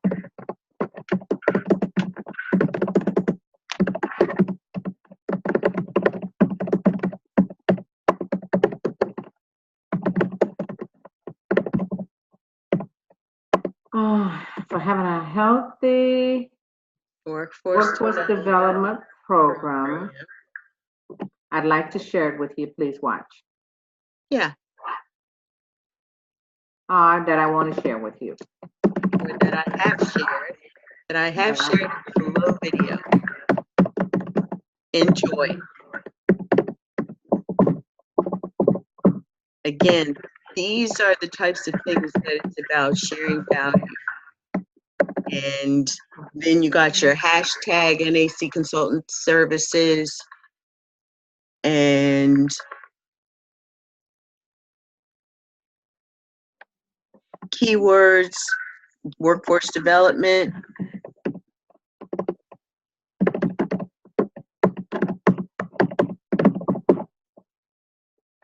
And another one of your hashtags is NAC Consultants.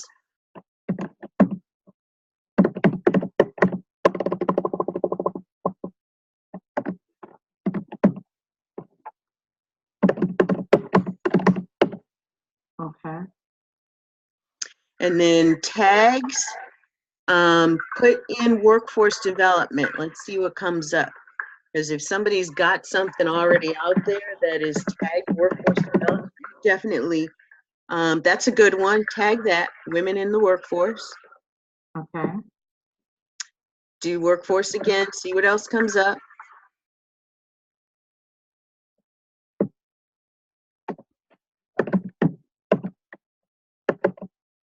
What was that, work and labor?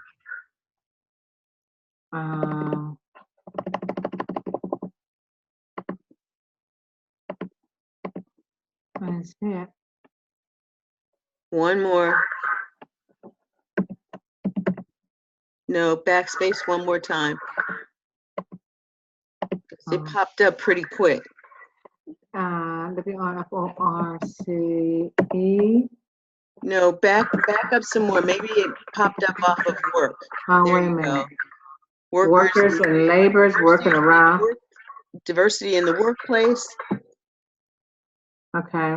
So now workforce and see what comes up. That's the beauty of this. So now your post is going to be tagging into other places where people are looking at this topic matter. I'm surprised nothing is coming. I know, me too. Workforce development, let's put programs, strategies.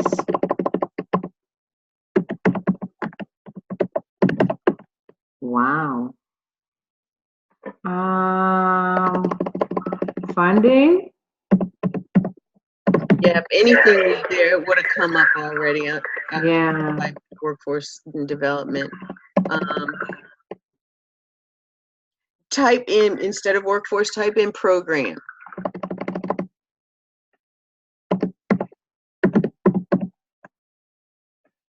A lot of programs.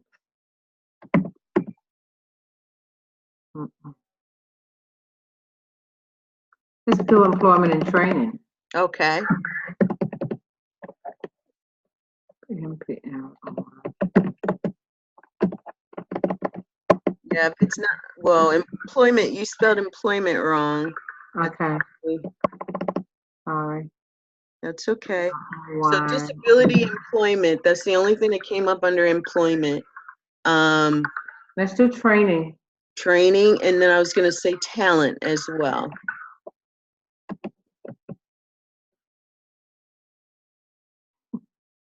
Model training, pet training, personal training.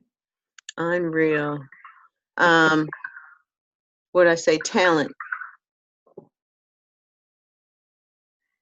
Let's do this. Recruitment.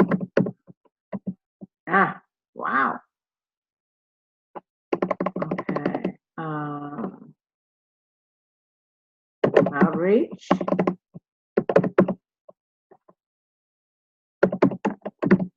No. Now you got me curious. Just try talent and see what comes up. Nothing. Oh, wow. What was that? TAL? Some stuff came up. Fairy tales, Tallahassee, late night comedy. No. Well, Let's see this. I was trying to do a WIOA. Nothing came up with that. Let's do skills. Do Gwinnett and see what comes up. And we may not have been seeing the full list. You may want to scroll down, scroll up some more. So more of that list will show up if it's a larger drop down. Yeah, I don't see anything coming in with Gwinnett. Yeah. Let's do One Stop.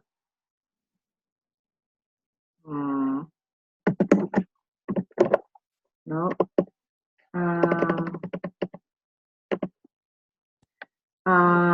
Let's do low income. No. Nope, don't see that. And did we do employment? Disability employment. That's the only thing that came up. Okay. And I'm just looking at the time. I'm gonna have to jump. So I think those are two good ones: women in the workforce and diversity in the workforce. Let's go with those. Okay, and so let's hit next. Yes. Okay. All right. So before you publish, make sure the video is set up for success. 3 minutes long, at least this. Unless this long gets shown to more people. It's not 3 minutes. It's video describe what makes the video stand out. Tag. HD people tend to enjoy videos in high def. Okay. Should we publish? Or do we know? What do you think? I say publish. It's 4 o'clock here, early afternoon in California. It's good time in the UK.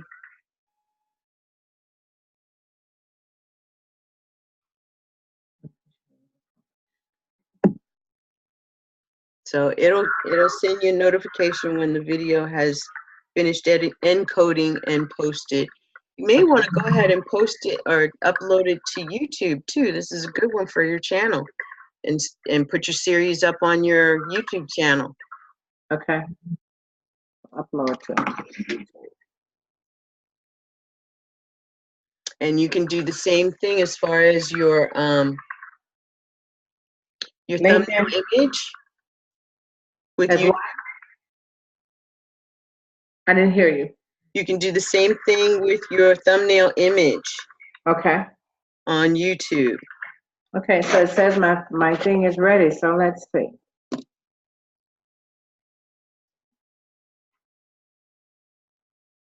There it is. Mm-hmm. Yay!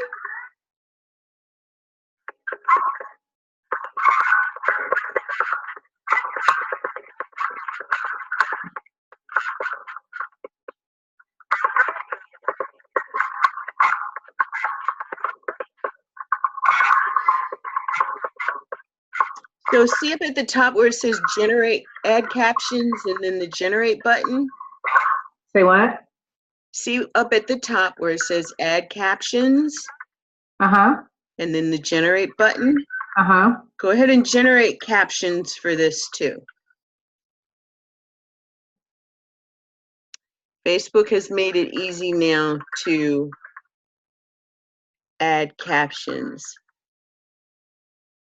Okay, so what does this mean? Hi, I'm here. It's trying to interpret what it is that you said. It's kind of like a transcript. So you go in there and you fix it. Hi, I'm Carolyn. I don't know if you said Carolyn or CarolynBledsoe. But whatever you said, and I'm the president of NAC Consultant Services or Consultants. we're a workforce development consulting organization working with public and private. So a lot of it has picked up. That is right. What's not correct is what you need to go ahead and correct. How do I know what's not correct? Reading it, you know what you said. No, I'm just trying to figure out. So what do I do next? Do I hit next on this thing? No, you gotta, so preview and edit. Yes, I'm sorry, yes. Okay. This is something new. This was not here last week. Okay. So, when you finish editing these captions, save them so that they can be edited. So do I just click start to see? No, up at the top right. Uh-huh. See where the words are? That's where you edit them. Okay. So I'm not Charles. I'm the president of a speed consultant. Is that what it's anticipating? That's what it interpreted. So you got IA here. You got artificial intelligence that is trying to and interpret what it is that you said. So you go in there, instead of saying, hi, I'm Charles, you said, hi, I'm Carolyn Bledsoe. Okay, so. And you can kind of figure what it's trying to say. Charles, let's go. What really was Carolyn Bledsoe. Wow, that's too much. So delete your let's so.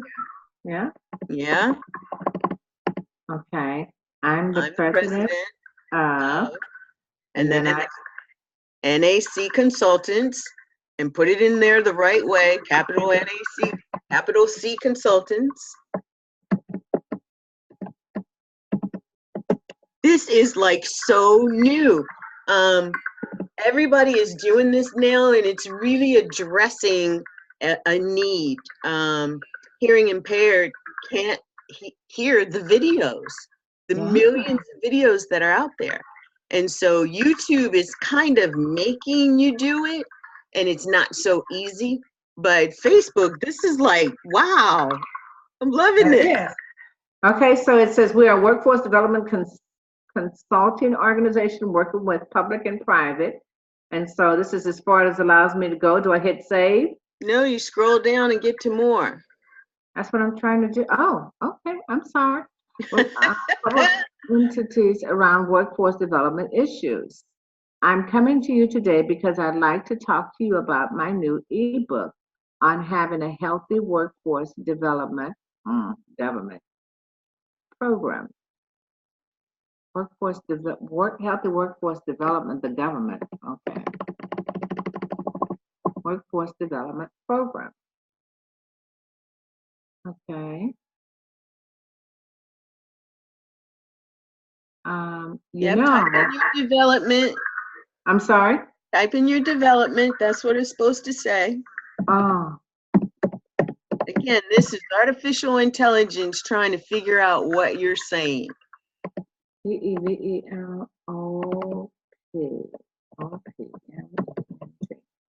Healthy workforce development program. Okay. All right. And now you can. I don't have to put a period, do I? Well, you can. Yeah. Okay. I mean, this is you correcting the artificial intelligence to really make it what it's supposed to be, what you really said. Okay. All right. What was the government program?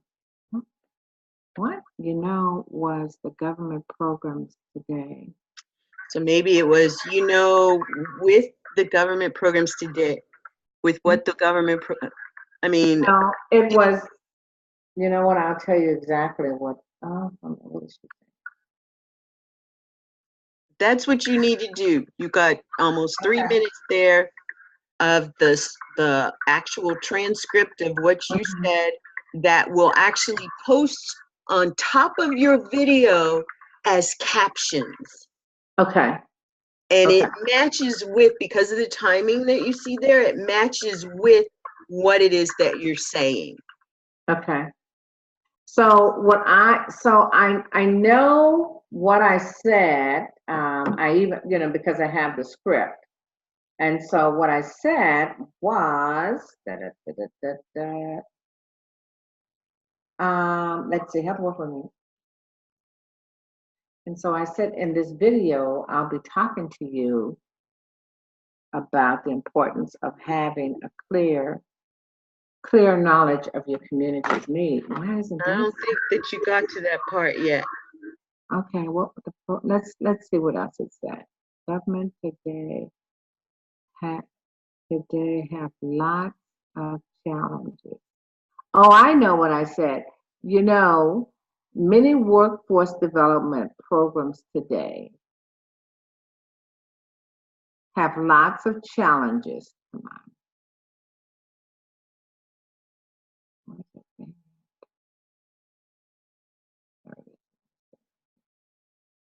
You know, many workforce development programs today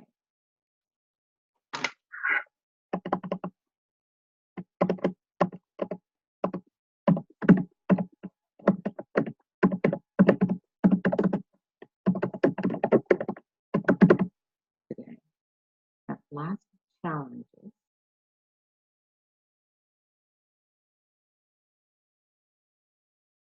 Lots of challenges, period. Okay, and I say, that's just the nature of the people we serve and the work that we do. Some of those challenges include things like enrolling and retaining clients into programs, the training, and as for those returning. Okay, some of those challenges include things like enrolling and retaining clients into your program, into the program. You know what? Click the video and see if it will play and help you with that, so that you stop having to try to remember it. But you see how it's coming up like that? That's what you want to see, and that's what you're fixing. Oh, okay. Say it again, Lynn. So the words that are coming up like that, that's what you're fixing. Okay. All right. So I gotta jump. So you work on that. Okay. And then upload your video to YouTube. I'll get the blog article changes done and get that finished out. Eunice has created some of the images to get your buffer stuff loaded and started. Mm-hmm. And you're gonna work on the outline for your 3 pieces of the presentation for next week. Okay. All right. So I'll work on this, and if I run into challenges, I'll give you a jingle. Okay, sounds good. Okay. All righty. Well, all right. Good job. All right. Well, we're moving ahead. So. Yeah. Okay. All righty. Bye-bye. All right. Bye-bye. I'll send you this recording too. Okay. Thank you. Okay.